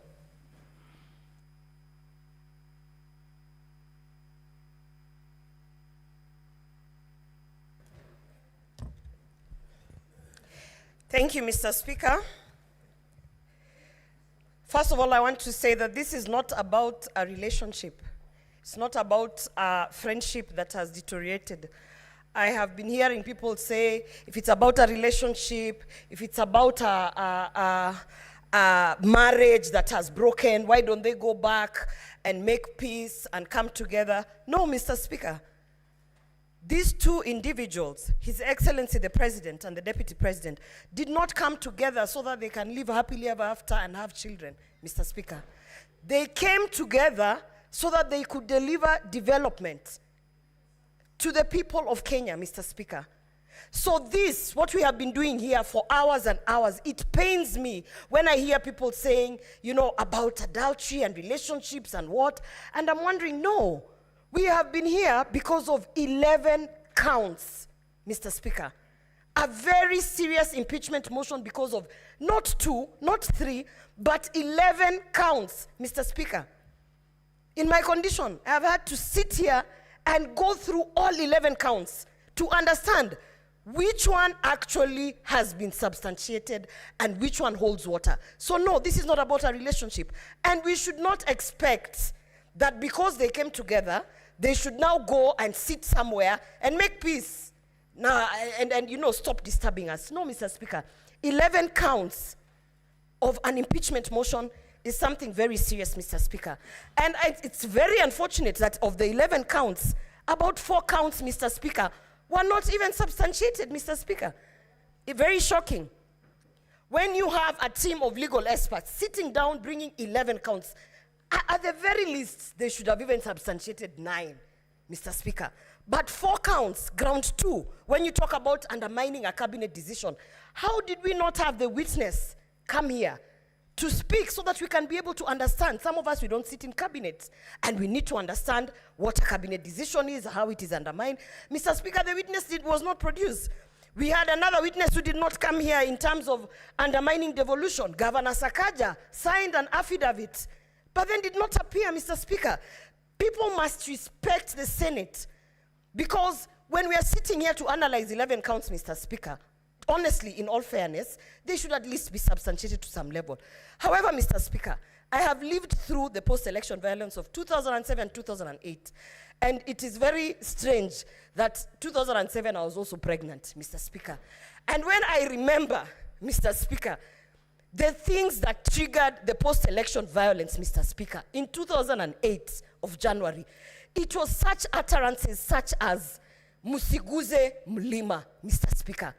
They started as a joke, and before you knew it, matatus were being stopped and people were being asked, get off the matatu and showcase your IDs, and arms and limbs were being chopped off, Mr. Speaker. So we might think it is a joke, this shareholding narrative, Mr. Speaker, but having lived through that post-election violence. And I remember very well, Mr. Speaker, that I even had to choose the people who are operating, you know, on me in 2008 because I was afraid. You know, as Kisses, we love everyone. People always think we are traitors because we welcome everyone. So at that time, the attack on us was from both sides, Mr. Speaker. And so therefore, I do not take this shareholding narrative as a light thing. I do not take this Musiguze Mlima as a light thing, Mr. Speaker, because I have been affected directly. And on that count, Mr. Speaker, I definitely have seen that it has been substantiated. We have seen the evidence, and we have even seen repeated utterances of causing divisiveness in this country, Mr. Speaker. And I want to say today, Mr. Speaker, this country is not about one person. It is not about William Ruto. It is not about Rigathi Gachagua.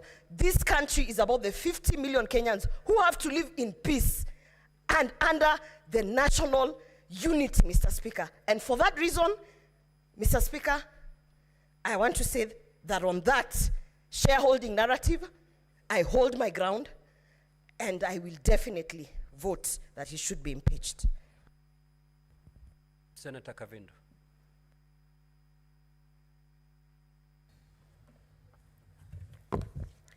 Thank you, Mr. Speaker, for giving me this opportunity. Let me start by telling His Excellency, the Deputy President of this country, Pole Sana, and we wish you a quick recovery.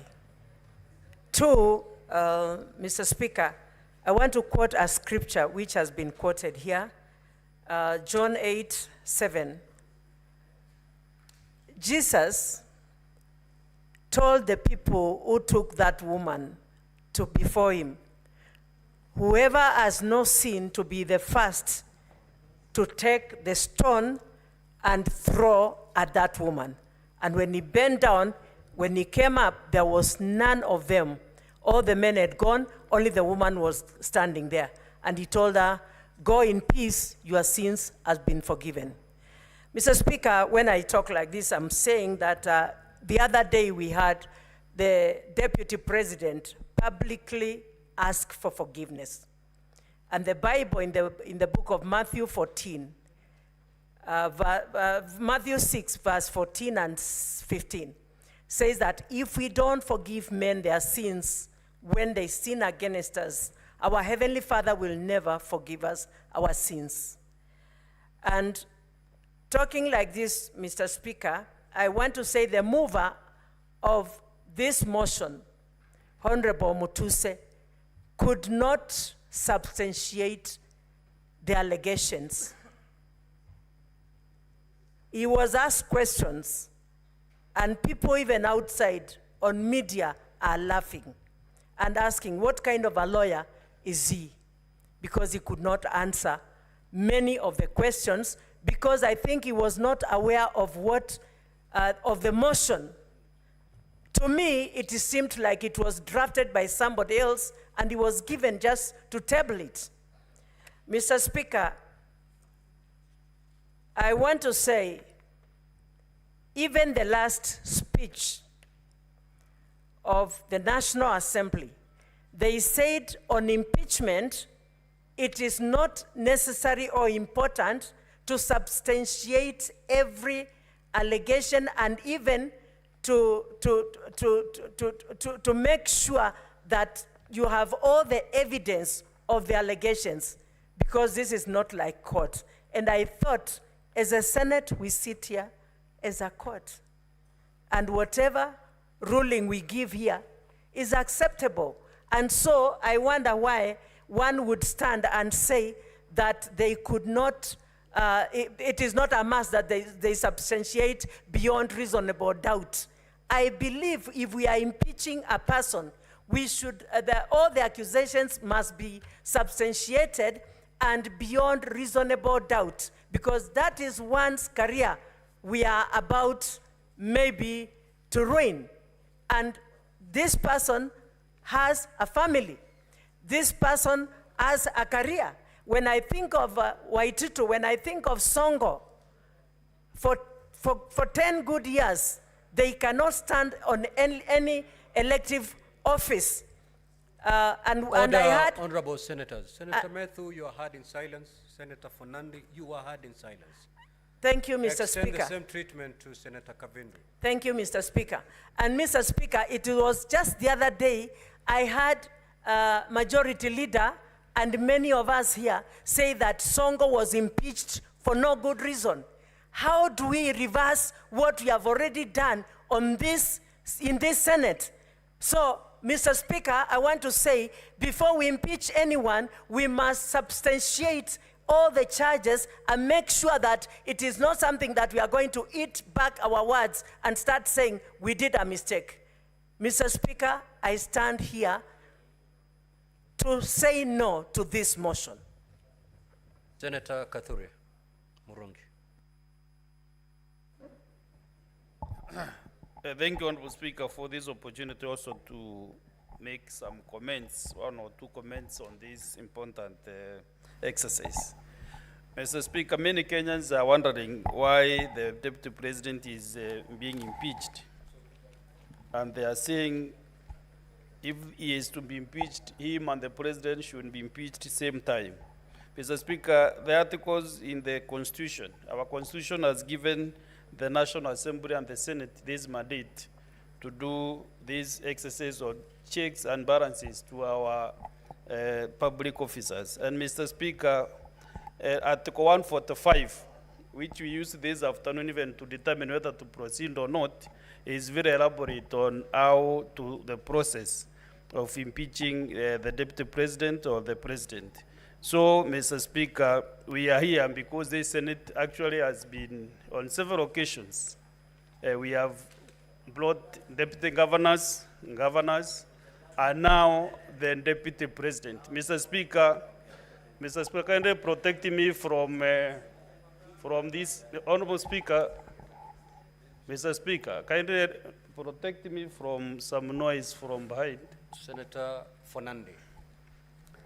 So, Mr. Speaker, I was saying... move to your seat, your normal seat. I was trying to say that, Mr. Speaker... It may be lonely, but please stick there. Proceed. Mr. Speaker, this House has brought deputy governors, and now the Deputy President. Mr. Speaker, what we are doing is a constitutional mandate.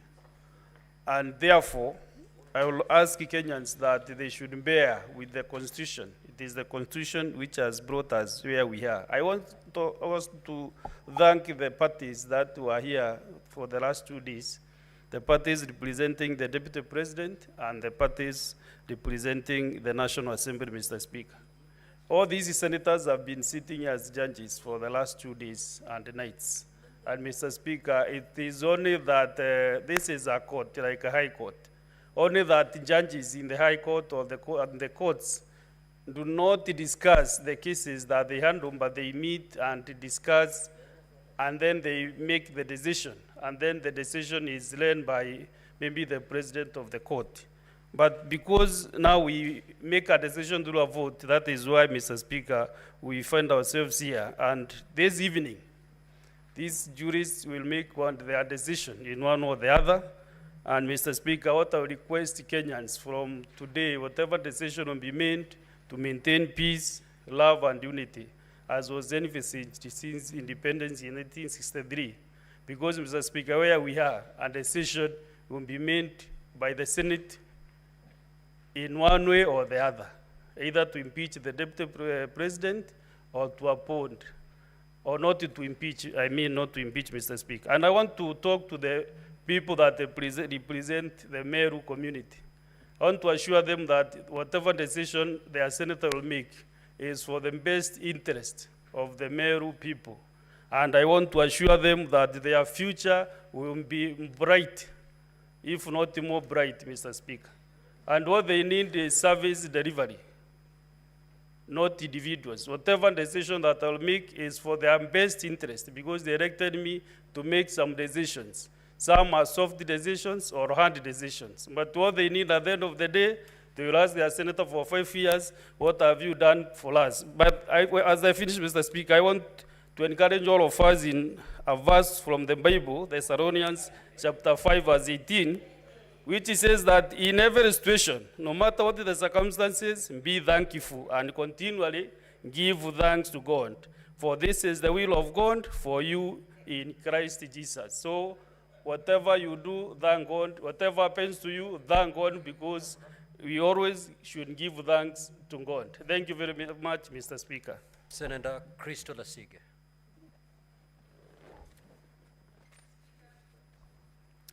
Speaker, the Parliament of Kenya has gone through a great deal in a very short amount of time, many firsts, and it is utterly painful for me to know that the world keeps seeing us time and time again under such lugubrious circumstances. However, Speaker, it has taught me many, many lessons, and it's also reminded me of many that I've known for several years, one of which I was taught by Tony Evans, which is, if all you see is what you see, then you don't see all there is to be seen. Speaker, I have never met the Deputy President. In fact, in the last 2 days, the first time we've ever shared any space together.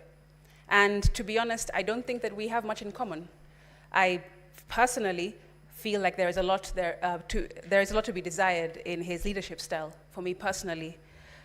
However, instead of going to the Bible, I want to go instead into my own experience and draw some parallels.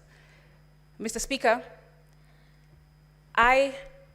of course, people know that I have glaucoma, and I've been fighting and battling it for several years of my life. And Speaker, when I first got my diagnosis when I was just a teenager in high school, I was told that it was imminent. There was no running away from my condition. And I didn't know at the time that I had anything that was going on. I was just going about my life, but inside of me and around me, there was a condition that was building up and building up and building up. And I had no idea what was going to happen in the future.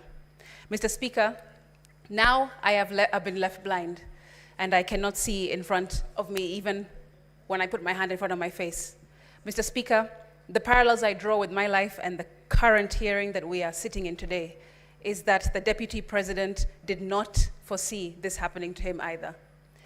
Mr. Speaker, I have also drawn parallels of feeling out of control, which I assume that he feels. Being given a diagnosis that seems imminent, that he cannot stop.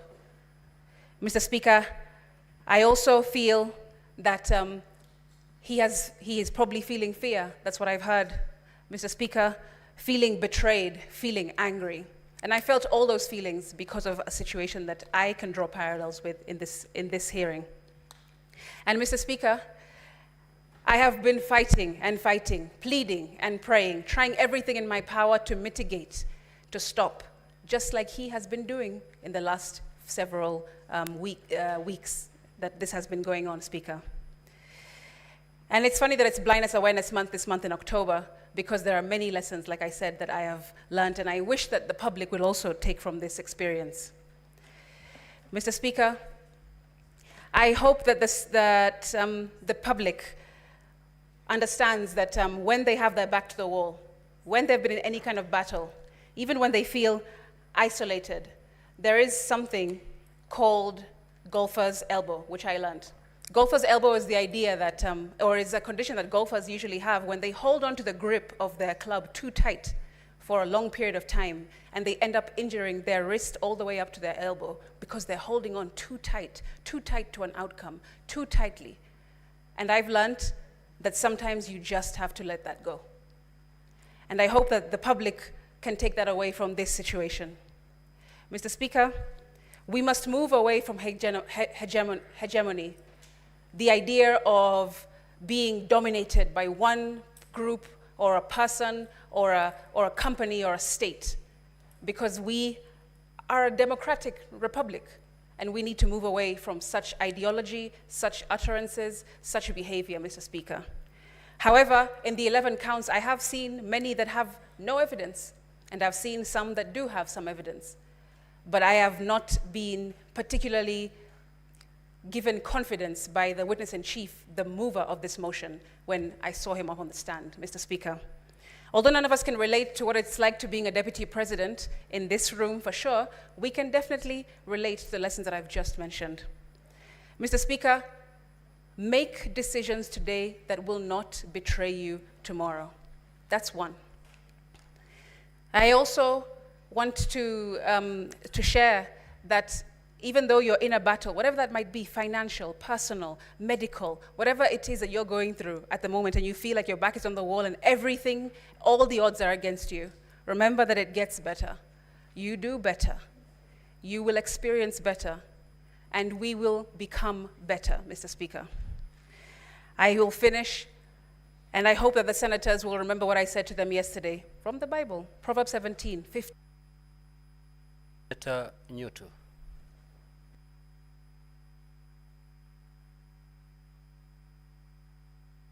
Mr. Speaker, thank you very much, Mr. Speaker. I think I cannot thank you more for affording me this opportunity at this late hour. Mr. Speaker, I stand right from the onset to say that I oppose this particular motion, Mr. Speaker, and I have reasons for doing so. Mr. Speaker, the key witness or the mover of the motion came before this House yesterday, Mr. Speaker.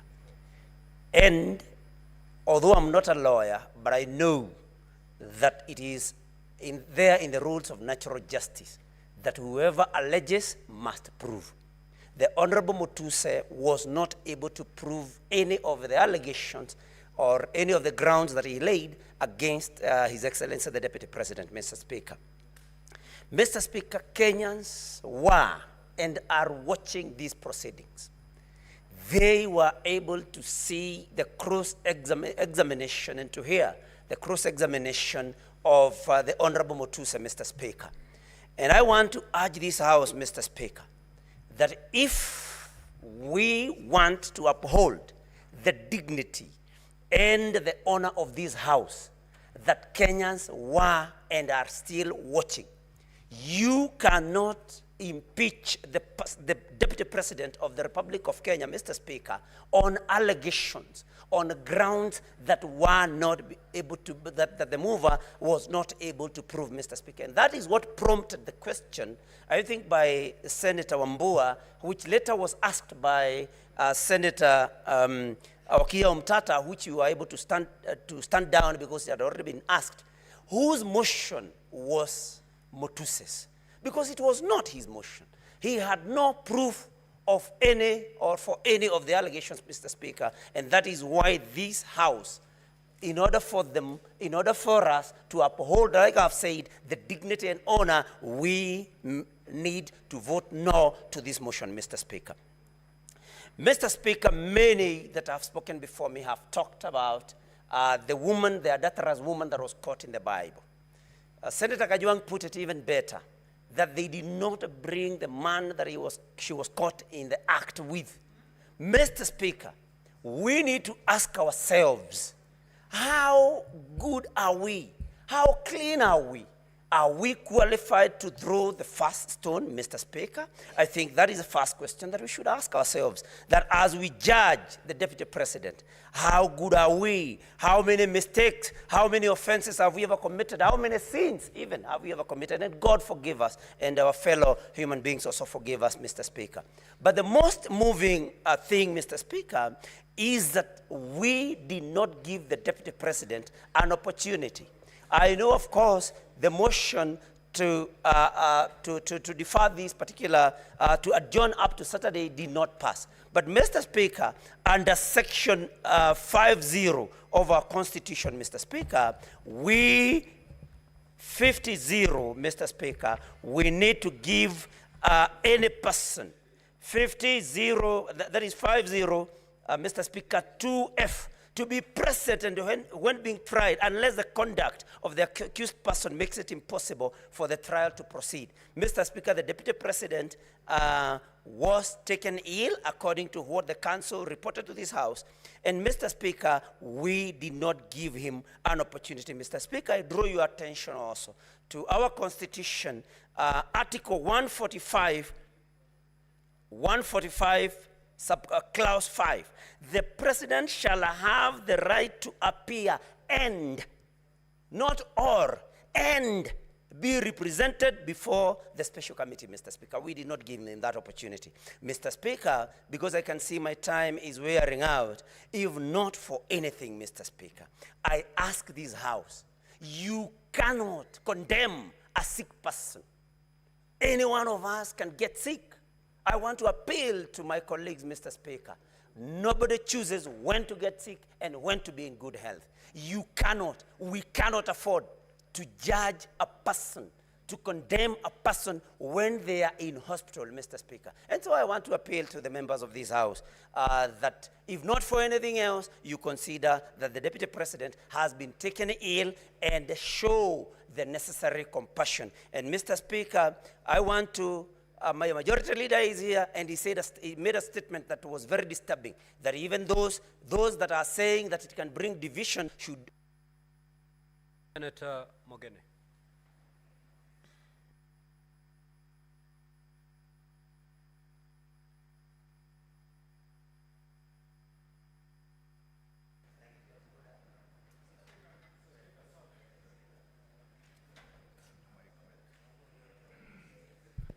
Mr. Speaker, sir, first on my own behalf and on behalf of the people of the great county of Nyamira, I want to send a message of quick recovery to His Excellency President Rigathi, and we wish him a speedy recovery. Mr. Speaker, the Bible says in the book of Ecclesiastes 3, verse 1, that there is a season for everything. There is a season to be born politically and a season to die politically. That's biblical. The Speaker, I've agonized. Mr. Speaker, I've gone through a lot of soul searching, Mr. Speaker, as I listened to the evidence that was tendered against, as I listened, Mr. Speaker. Just pause the time for Senator Mogene. Let us allow Senator Mogene to be heard in total silence, please. Speaker, as a lawyer and a person who witnessed the birth of the 2010 Constitution, Mr. Speaker, I strongly believe, Mr. Speaker, that Kenya belongs to all the 42 plus tribes, Mr. Speaker.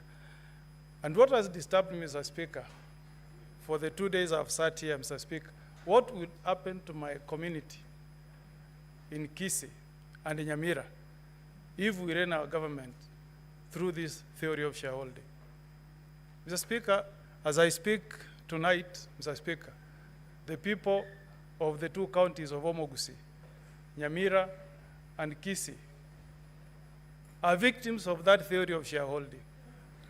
That community, Mr. Speaker, called Omogusi, has got no even a single PS serving in government, Mr. Speaker.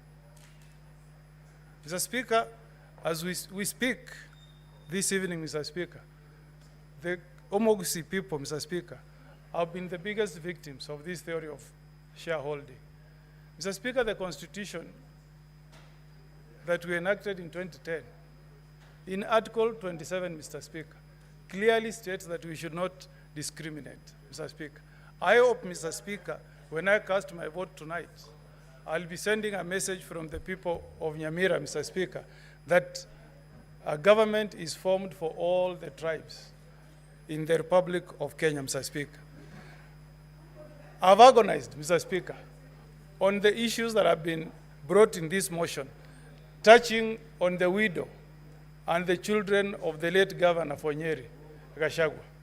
And Mr. Speaker, I wondered if adverse statements and inferences have been made touching on the conduct of the Deputy President against the widow of the former governor and the children of the late governor, the nephews of the Deputy President.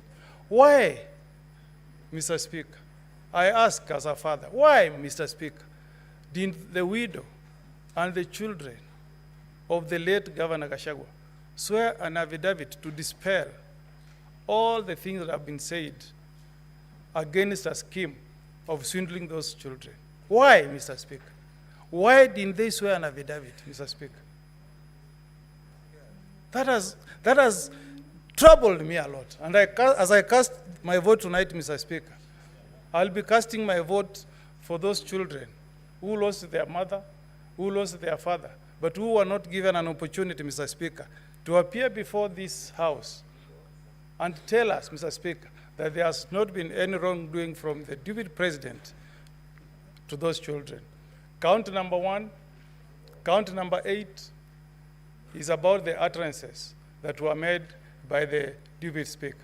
I hope, Mr. Speaker, that the person who will occupy that coveted position of deputy president will reflect on what John says in chapter 3, verse 5.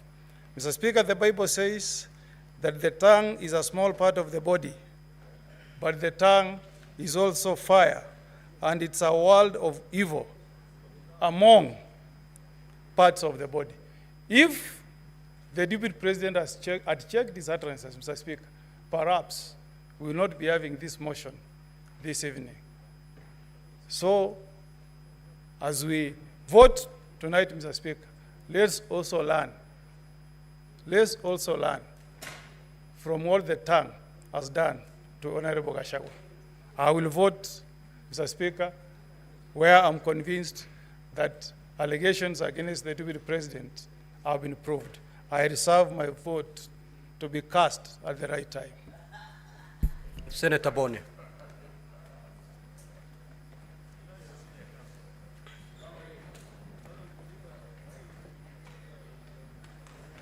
Thank you, Mr. Speaker.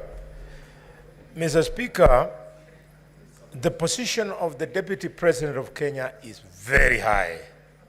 It is a very high calling.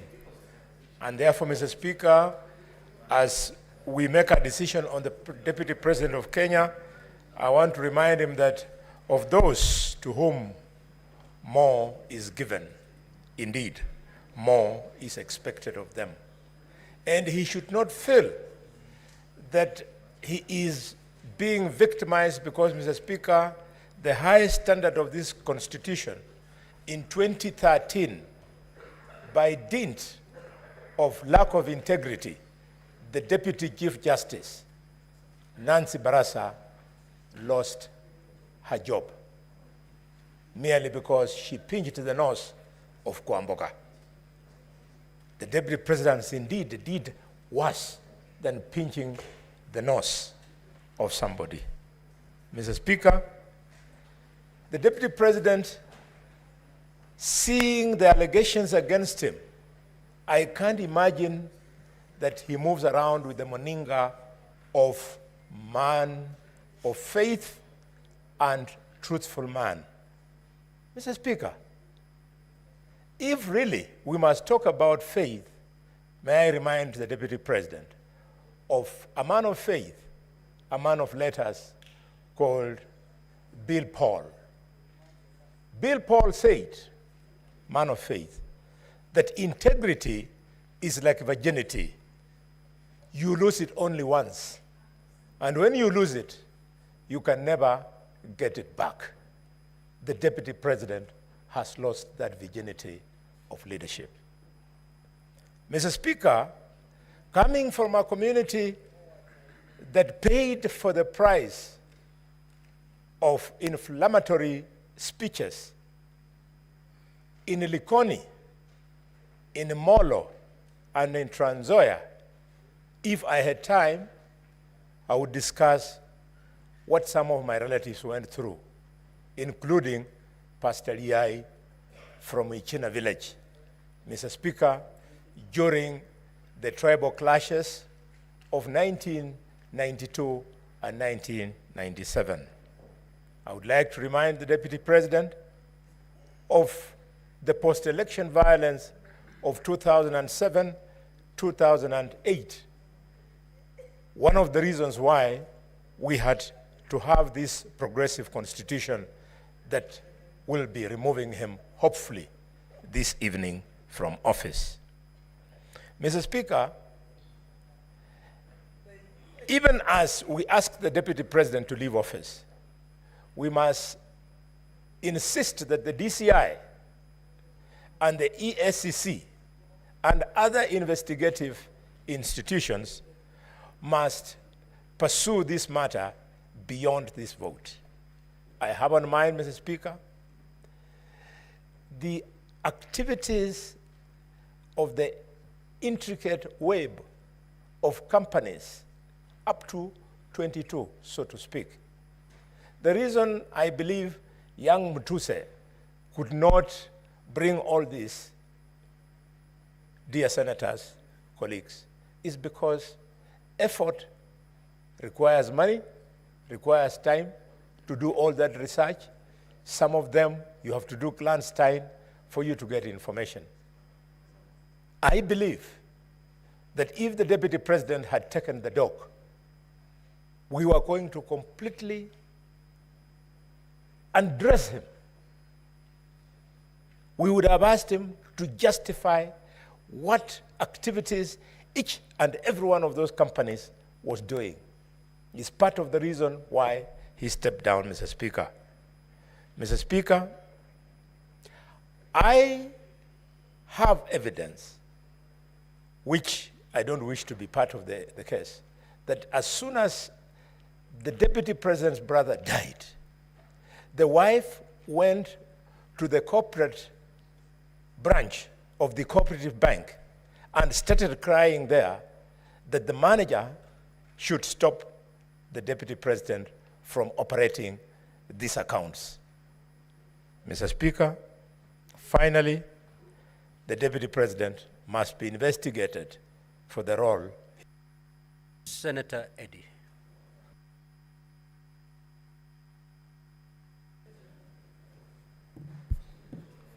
Mr. Speaker, I thank you, and I recognize the pressure of time. Mr. Speaker, I am here because of the kindness of the people of Migori County who sent me here that at such a time, Mr. Speaker, I need to be cautious of the Article 125 of the Constitution, which requires us as a House that in matters such as this, Mr. Speaker, we must behave like judges, because under Article 125 of the Constitution, Mr. Speaker, we sit as a High Court, Mr. Speaker. And in the words of Socrates, Mr. Speaker, a judge is required to listen courteously, to answer wisely, to consider soberly, and definitely to decide impartially, Mr. Speaker. There were 11 charges, Mr. Speaker, that were put before us, Mr. Speaker, and they were put to us in the context of Constitution 2010, Mr. Speaker. The Constitution 2010, Mr. Speaker, came in the backdrop of two very important historic moments in this country, Mr. Speaker, that I must reflect on, Mr. Speaker. Number one, Mr. Speaker, is the section paper number 10 of 1965, Mr. Speaker. That section paper number 10, Mr. Speaker, divided this country into those who are important and those who are not important. The language that was used then, Mr. Speaker, was the idea of Northern Frontier District, Mr. Speaker, that then discriminated upon some communities, Mr. Speaker, against others, Mr. Speaker. Number two, Mr. Speaker, in 2007, Mr. Speaker, this country was divided on the basis of ethnicity, Mr. Speaker. And therefore, I rise to support this motion if my grounds, Mr. Speaker, after listening courteously and considering soberly, Mr. Speaker, are more than half of the charges, Mr. Speaker. And I find that ground 1, 5, and 6 on the utterances of the Deputy President, Mr. Speaker, violate Article 91 of the Constitution and Article 232 of the Constitution. We cannot have political parties, Mr. Speaker, that are founded on the basis of ethnicity and dividing national resources on the basis of ethnicity, Mr. Speaker. Number two, Mr. Speaker, that would make the ground number 4, which actually also happened to be reason number 4 for why the Deputy President must leave office, Mr. Speaker, the violation of Article 160 of the Constitution, Mr. Speaker, of undermining the judiciary, Mr. Speaker. There was an imminent threat to the judges there, Mr. Speaker. You realize that in my judgment, Mr. Speaker, I excuse ground number 8 on the basis of the fact that there was no proof that there was a petition that was not filed, Mr. Speaker. But on the threat, Mr. Speaker, I think that the Deputy President stands impeached, Mr. Speaker. Ground number 9, Mr. Speaker, on NIS, Mr. Speaker. We know that this country has faced serious terror attacks, Mr. Speaker.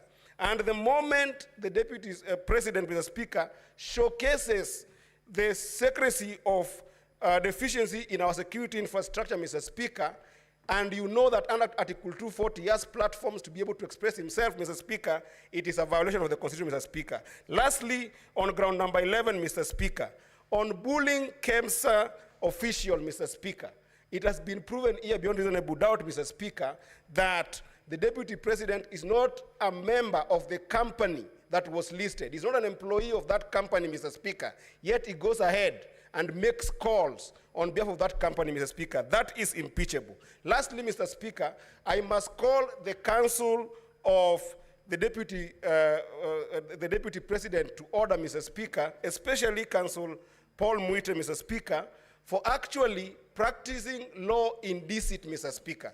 You cannot say that at the level of the Deputy President, Mr. Speaker, he was okay in this house the entire time, and then when asked, you are saying you cannot be able to account for his whereabouts, and you know that the Deputy President, Mr. Speaker, also must be able to be taken care of by the DG of Health, Mr. Speaker, who could have given us a document to be able to substantiate whether the Deputy President is sick, Mr. Speaker. While I say sorry to the Deputy President, Mr. Speaker, I think this kind of deceit should also be tantamount to further impeachment, Mr. Speaker. I do therefore say that on ground 2, 3, 7, 8, and 10, they are not substantiated. But on ground 1, 5, 6, 4, 9, and 11, Mr. Speaker, this is a fight against tribalism that is done by one individual that then we must... Senator Osotsi, unfortunately, you only have 4 minutes because we terminate at exactly 10:30. Thank you, Mr. Speaker. Mr. Speaker, I'll be so quick.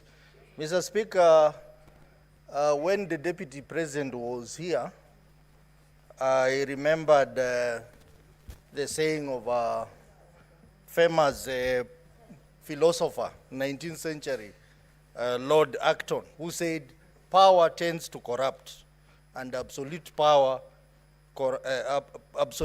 corrupts absolutely. Mr. Speaker, a few of us here served with the Deputy President in the National Assembly. And when we were there in the National Assembly, the Deputy President was a very humble man, very simple, very social, and was rare to talk. But listening to the judges and having seen what has been happening around, this is not the same man. This is a different man. So indeed, I want to agree with this philosopher that power tends to corrupt, and absolute power corrupts absolutely. And this is, it may affect all of us here. So there is something we need to learn from what has happened today. Mr. Speaker, I also want to congratulate the members here for their decency and maturity in conducting a fair trial. Mr. Speaker, it is not true that the Deputy President has not been given a hearing. We had to adjourn this House for 2 hours to wait for the witness to come. He didn't come. And Mr. Speaker, you know that the tradition of this House, that sometimes we receive written submissions. We do that in our committees. We do that in public participation. So the members who are saying that he was not given a fair hearing is that is not true, because this House tried as much as possible to get the Deputy President to come. Mr. Speaker, a lot has been said about various laws and articles of the Constitution that the Deputy President has violated.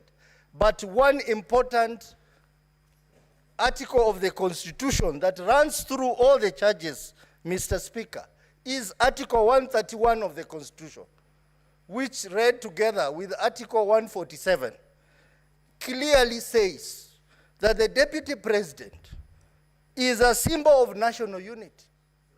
That is not the case, Mr. Speaker. Mr. Speaker, if you go ahead, Article 131(2) says that the Deputy President, by dint of Article 147, should respect and uphold and safeguard the Constitution. That is not the case.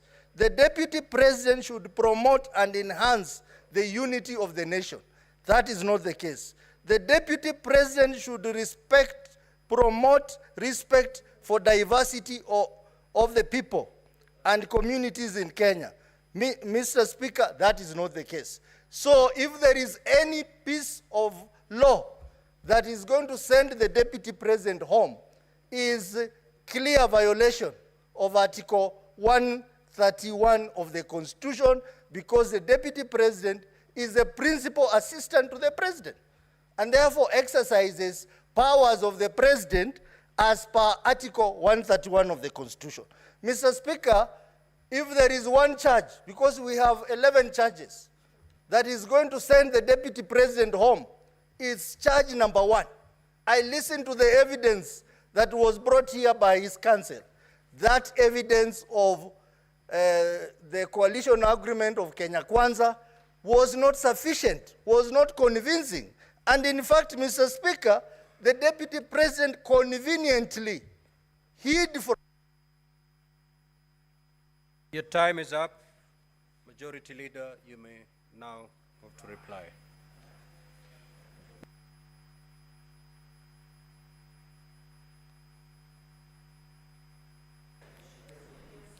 Mr. Speaker, sir, I beg to hereby reply, having listened to the contributions of my colleagues on this very important motion on trial by impeachment of the Deputy President, Honorable Rigathi Gachagua. I want to thank colleagues that have taken time to give their views, both in support and those opposing this motion, because that's how you grow a democracy, Mr. Speaker.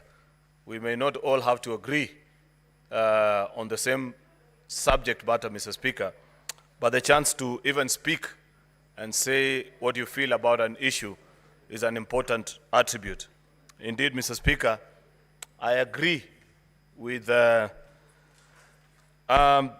contribution that was made by one of the advocates for the Assembly, that comparing what you're doing today with previously what used to happen, where in the 1 o'clock news, vice presidents will be changed without any notice. And the elaborate process, Mr. Speaker, that we have gone through up to this point is great for our country. Mr. Speaker, I appreciate the National Assembly, the team of the Deputy President, Mr. Speaker, that has presented us with information to help us make a fair judgment of this case.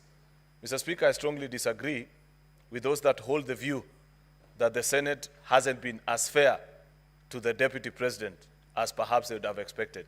To the best of my knowledge, Mr. Speaker, I think as a House, we did the best that was within our means. We granted the opportunity, was given sufficient notice, Mr. Speaker. It is only in the unfortunate circumstance of this afternoon where he was taken ill, Mr. Speaker, and I'd wish to take this time to extend my message of goodwill to him and wish that he can quickly recover and get on with his other duties, Mr. Speaker, both as a human being and should, whichever way this vote goes, Mr. Speaker, because it's not in my hands, but in the hands of the 67 jury that are here, Mr. Speaker, that he shall continue to thrive. I wish him well, Mr. Speaker. Like I observed earlier, this is a friend, and friends wish each other well under all circumstances.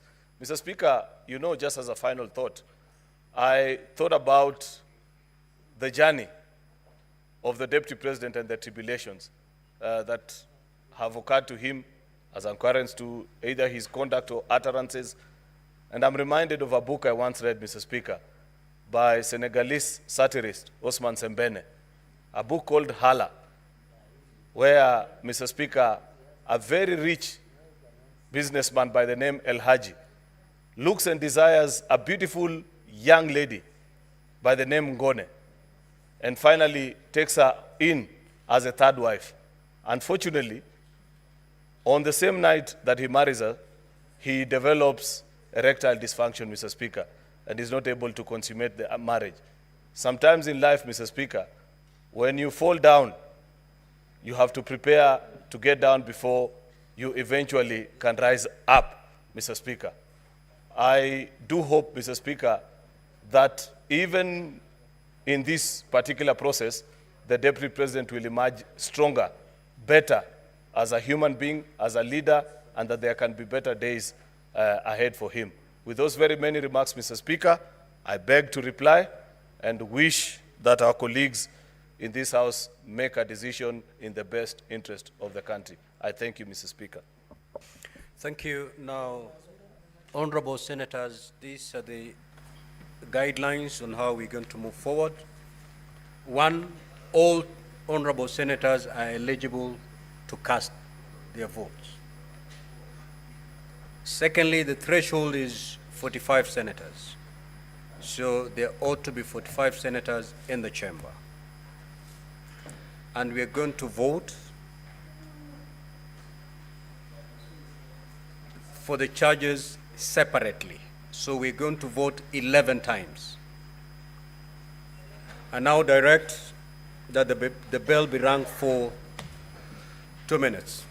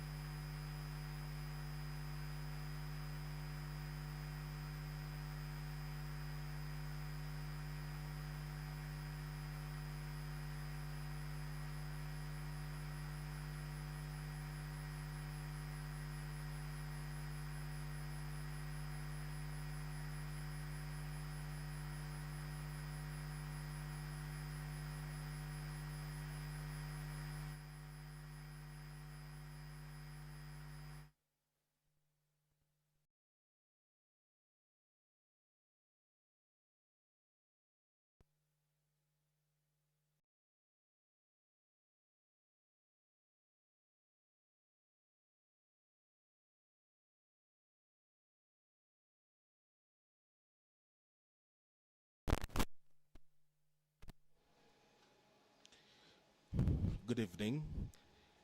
These are live proceedings from the Senate chambers, and the senators are done debating the motion that was moved for the removal from office by impeachment .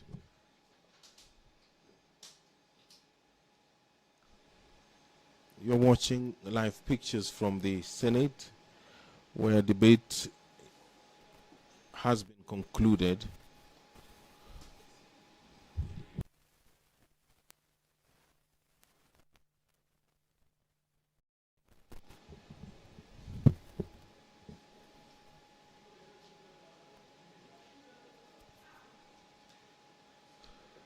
Good evening. You are watching live pictures from the Senate chambers, and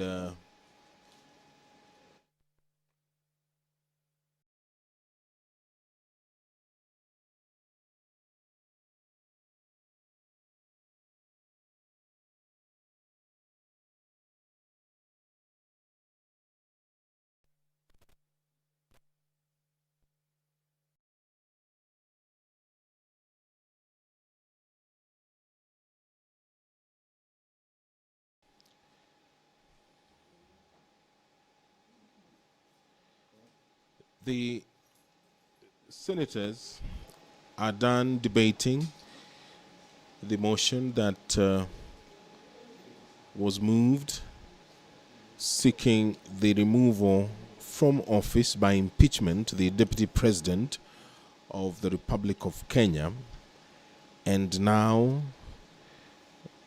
they are preparing to take a vote on the 11 charges that were brought forward against the Deputy President.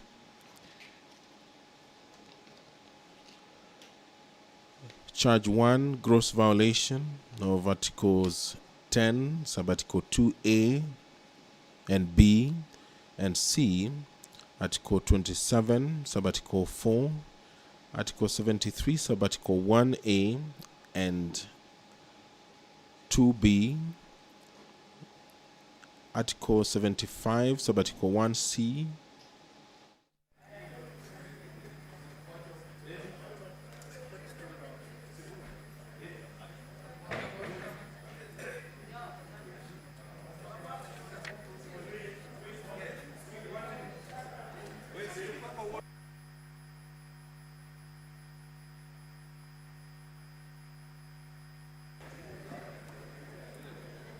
Clerk, has the bell stopped ringing?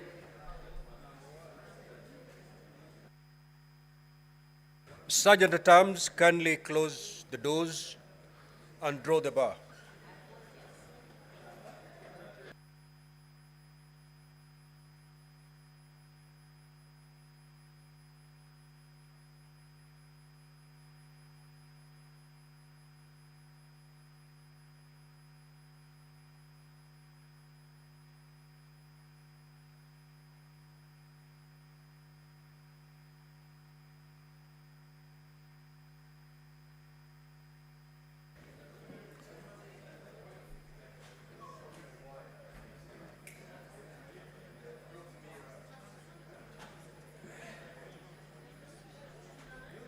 Clerk, can you do a head count to confirm that we have a minimum of 45 senators in the House?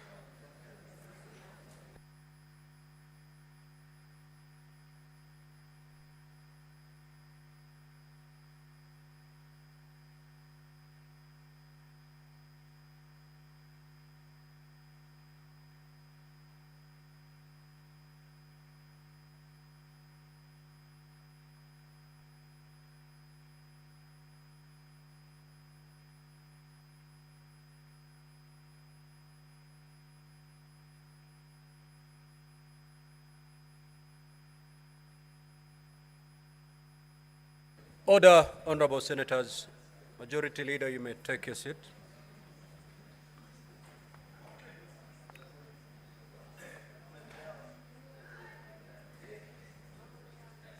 Now, honorable senators, we are moving to division.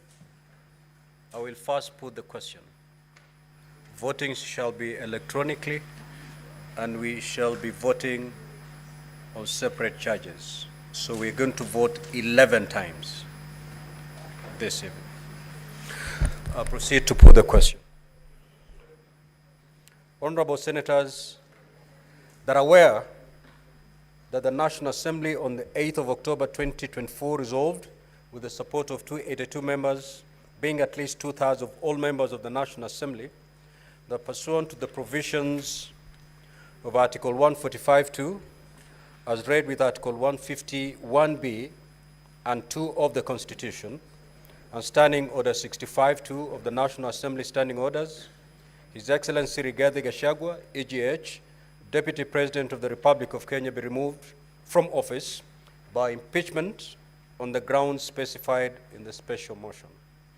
Whereas by a letter reference NA/DLP/TBO/MTS/2024 into brackets 25, dated the 8th of October 2024, and received in the office of the Speaker of the Senate on the 9th of October 2024, the Speaker of the National Assembly informed the Speaker of the Senate of the approval of the special motion by the National Assembly, and further forwarded to the Speaker of the Senate documents in evidence of the proceedings of the National Assembly. Further, whereas pursuant to Article 145, as read with Article 150, 1B and 2 of the Constitution, and Standing Orders 78 and 79 of the Senate Standing Orders, the Senate had the National Assembly on the grounds for the proposed removal from office by impeachment of His Excellency Rigathi Gachagua, EGH, Deputy President of the Republic of Kenya. And further, whereas pursuant to Article 145, as read with Article 150, 1B and 2 of the Constitution, and Standing Orders 78 and 79 of the Senate Standing Orders, the Senate also had His Excellency Rigathi Gachagua, EGH, Deputy President of the Republic of Kenya, on the grounds of his proposed removal from office by impeachment of the Deputy President of the Republic of Kenya. Now, therefore, pursuant to Article 145, as read with Article 150, 1B and 2 of the Constitution, and Standing Order 78 and 79 of the Senate Standing Orders, the Senate resolves to remove from office by impeachment His Excellency Rigathi Gachagua, EGH, Deputy President of the Republic of Kenya, on the following grounds. 1.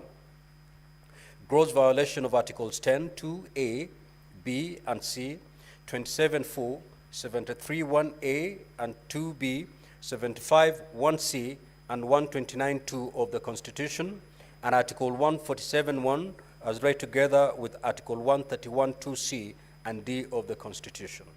2, gross violation of Article 147(1) and 152(1) of the Constitution by undermining the President and the Cabinet and the effective discharge of the national government's executive mandates.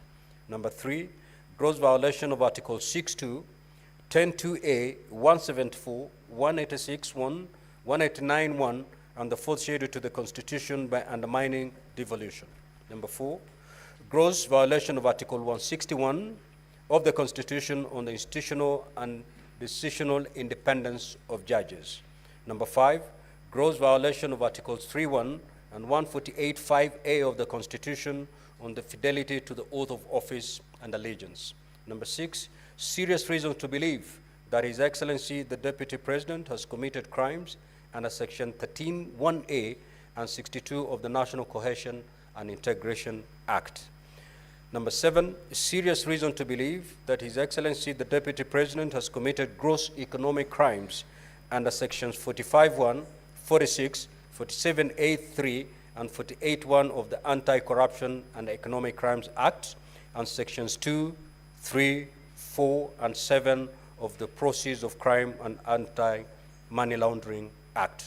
Number 8, serious reasons to believe that His Excellency the Deputy President has committed crimes by continuously misleading members of the public through false, malicious, divisive, and insightful remarks that are contrary to the provisions of Section 132 of the Penal Code and Section 29 of the Leadership and Integrity Act. Number 9, gross misconduct that is incompatible with the high calling and dignified status of the office of the Deputy President and a member of the Cabinet and the National Security Council. His Excellency, the Deputy President has publicly attacked and undermined the work of the National Security Intelligence Service and its officers. Number 10, gross misconduct by openly or publicly insubordinating the President, who is the head of state and government. And number 11, gross misconduct by persistently bullying state and public officers.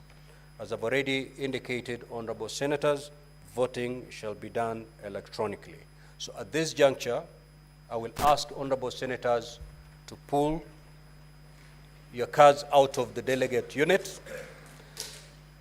Sergeant at Arms, kindly go around and pick all the unattended delegate cards.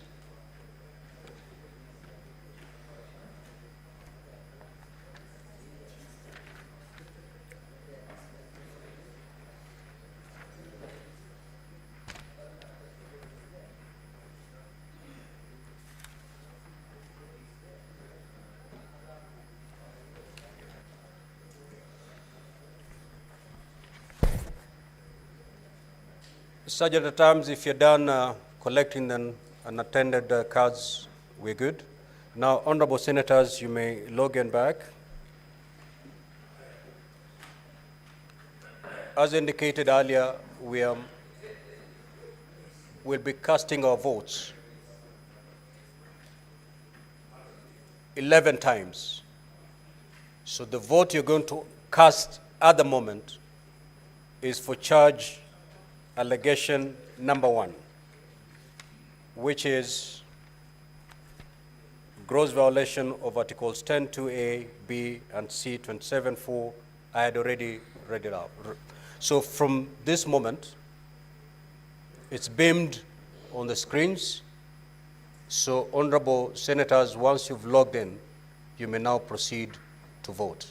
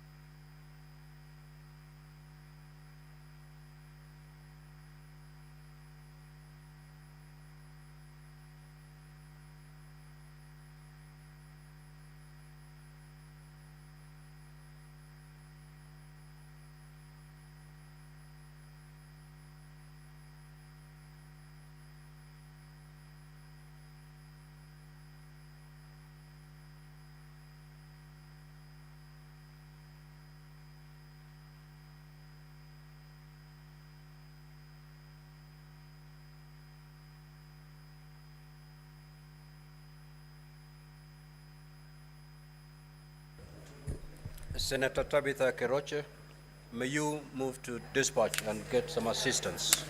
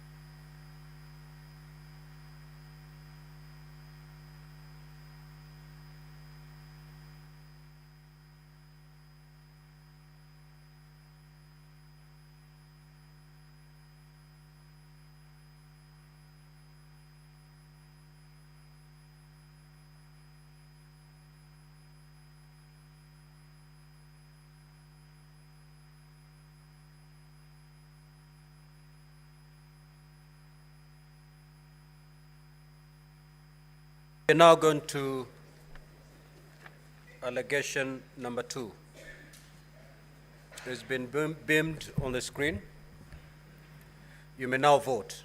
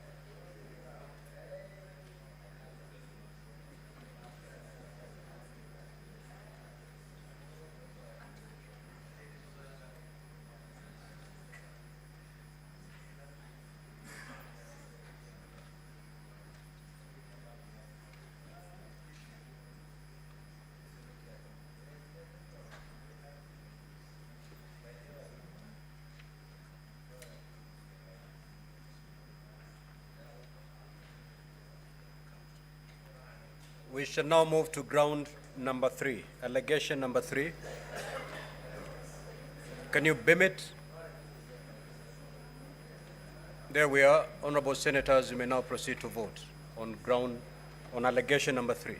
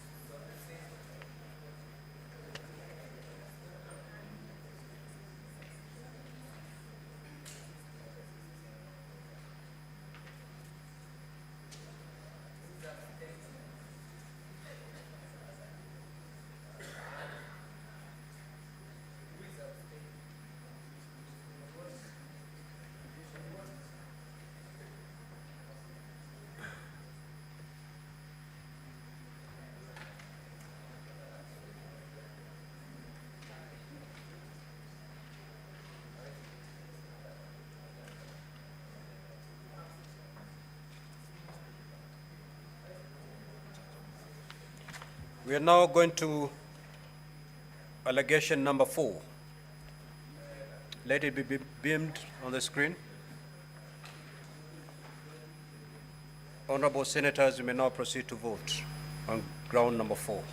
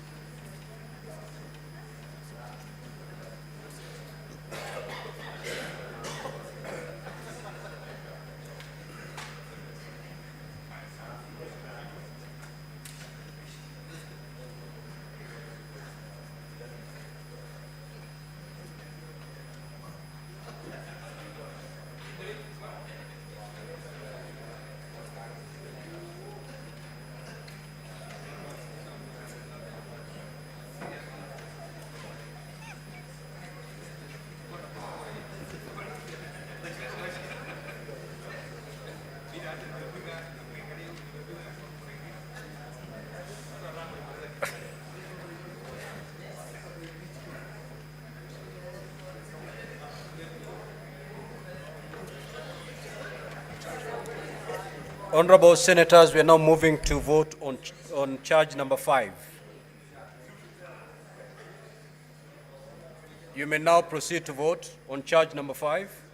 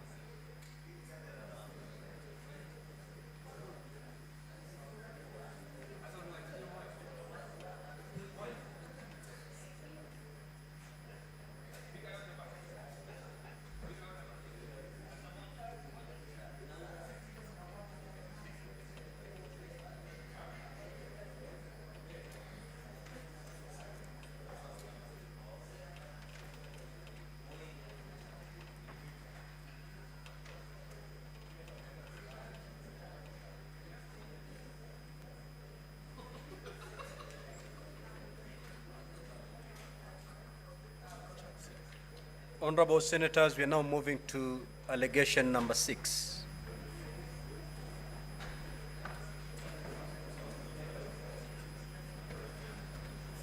Honorable Senators, you may now proceed to vote on allegation number 6.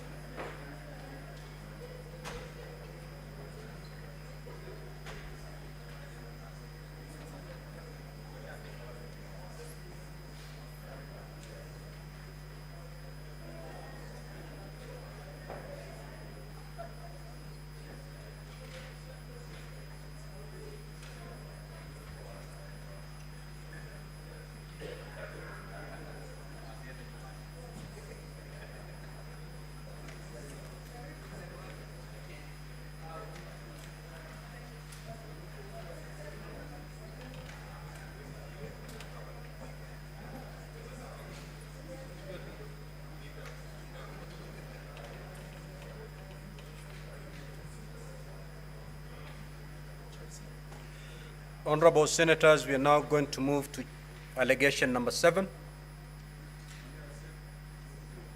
Honorable Senators, you may now proceed to vote on allegation number 7.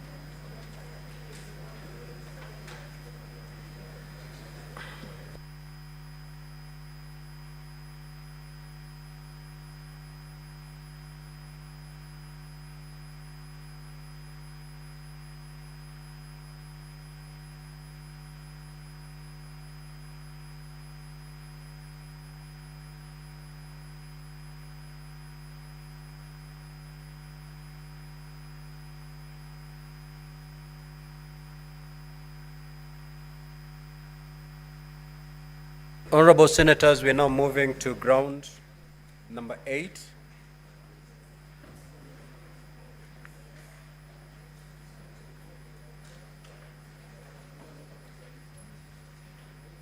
Honorable Senators, you may now proceed to vote on ground number 8.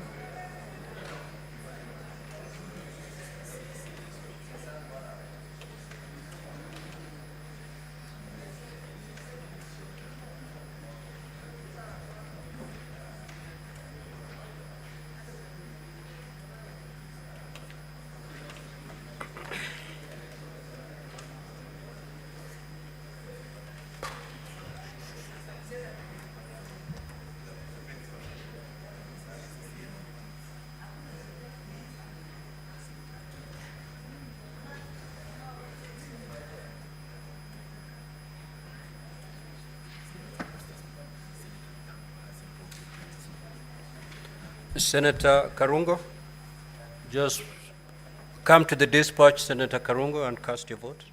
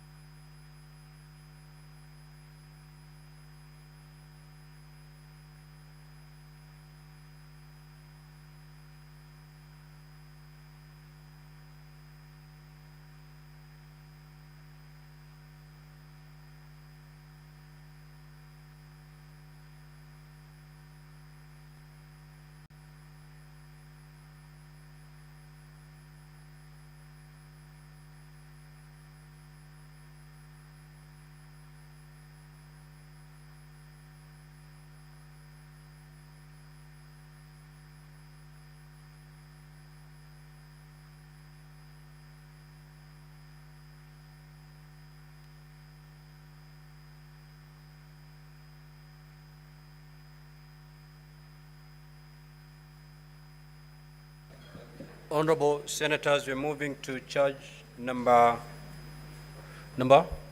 9. You may proceed to vote.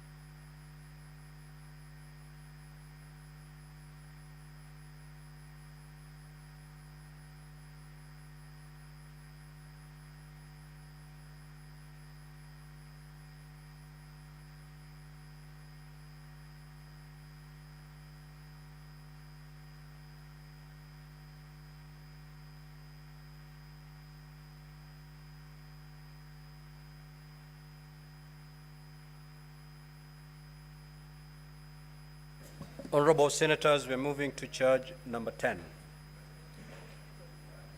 You may now proceed to vote.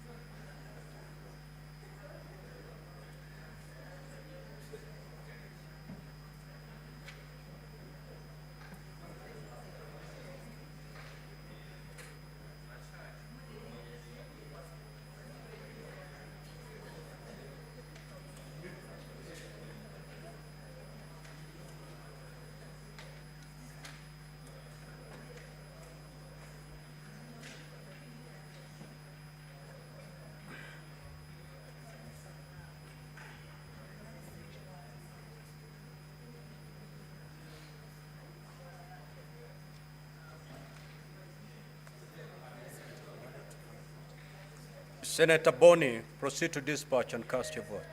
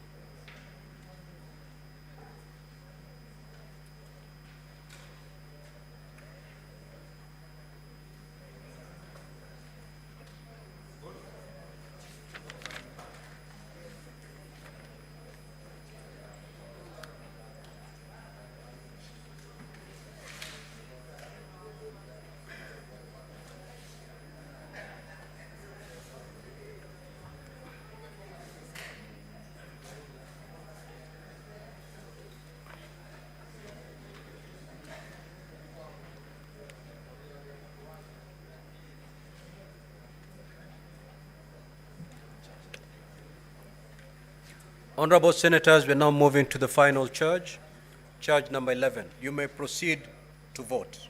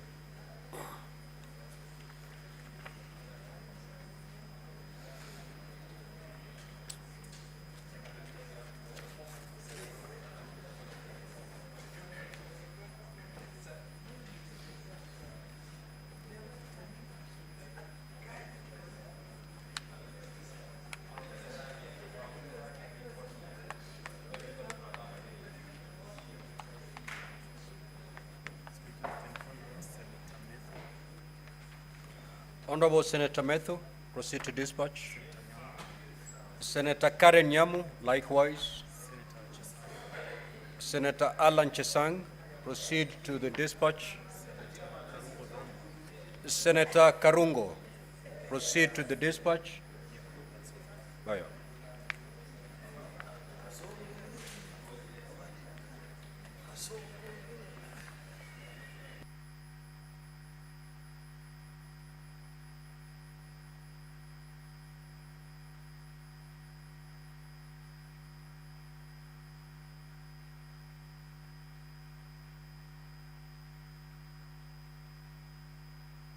Senator Miraj, proceed to dispatch and cast your vote.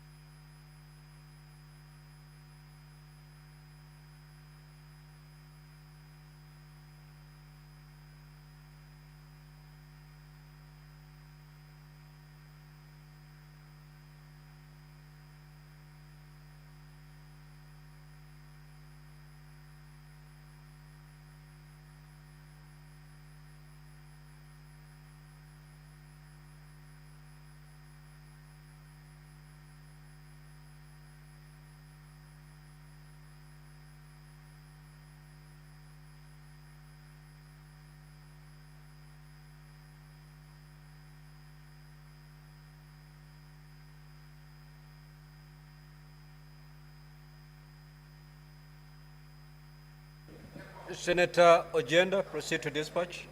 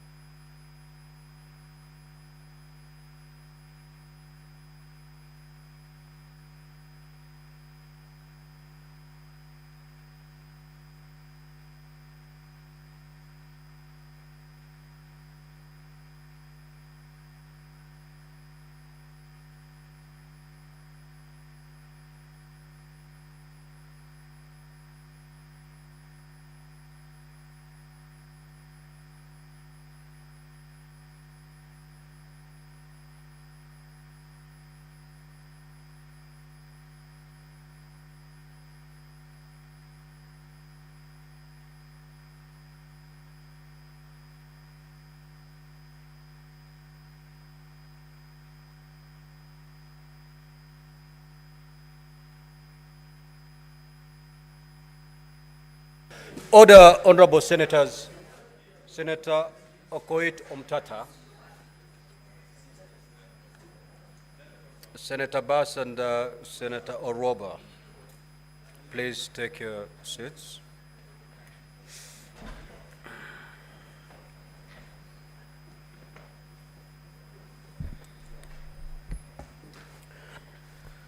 Now, the result of the division is as follows. Charge number 1, ayes 54, nays 13, abstention 0. So the ayes have it. Charge number 2, ayes 28, nays 39, abstention 0. So the nays have it. Charge number 3, ayes 19, nays 45, abstention 3. So the nays have it. Charge number 4, the ayes at 51, nays at 16, abstention at 0. The ayes have it. Charge number 5, ayes 49, nays 16, abstention 2. So the ayes have it. Charge number 6, ayes at 48, nays at 18, abstention 1. So the ayes have it. Charge number 7, the ayes 13, nays 53, abstention 1. So the nays have it. Charge number 8, ayes 27, nays 40, abstention 0. So the nays have it. Charge number 9, ayes 46, nays 20, abstention 1. So the ayes have it. Charge number 10, ayes 22, nays 45, abstention 0. The nays have it. Charge number 11, the ayes 18, nays at 47, abstention 2.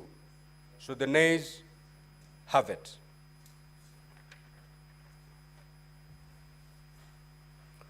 Now, honorable senators, the result of the division indicate that the Senate has upheld the following impeachment grounds. 1, gross violation of Articles 10(2)(a), B, and C, 27(4), 73(1)(a), and 2B, 75(1)(c), and 129(2) of the Constitution, and Article 147(1) as read together with Article 131(2)(c) and D of the Constitution. 4, gross violation, ground number 4, gross violation of Article 161 of the Constitution on the institutional and decisional independence of judges. Ground number 5, gross violation of Articles 3(1) and 148(5)(a) of the Constitution and the fidelity to the oath of office and allegiance. Ground number 6, serious reasons to believe that His Excellency the Deputy President has committed crimes under Sections 13(1)(a) and 62 of the National Cohesion and Integration Act. Ground number 9, gross misconduct that is incompatible with the high calling and dignified status of the office of the Deputy President and a member of the Cabinet and the National Security Council. His Excellency the Deputy President has publicly attacked and undermined work of the National Security Intelligence Service and its officers. Now, honorable senators, pursuant to Article 145(7) and 151(b) and 2 of the Constitution and Standing Order 78(8) of the Senate has resolved to remove from office by impeachment His Excellency Rigathi Gachagua, AGH, the Deputy President of the Republic of Kenya. Accordingly, His Excellency Rigathi Gachagua, AGH, ceases to hold office. I thank you. You may rise, honorable senators.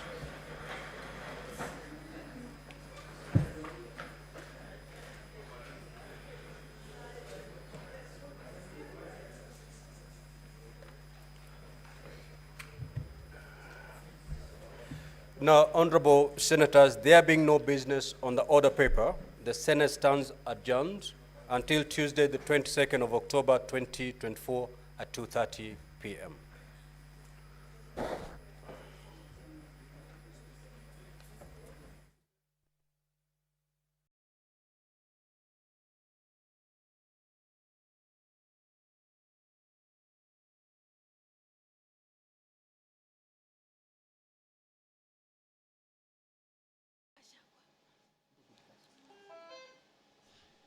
You've been watching the impeachment of Deputy President Rigathi Gachagua, who has been found guilty on 5 charges. This special broadcast has been brought to you courtesy of the Parliamentary Broadcasting Unit in conjunction with the Kenya Broadcasting Corporation, on behalf of the team led by the coordinator Doris Gitonga and producer Bernard Timbe. My name is Edward Kabasa. Thank you for watching.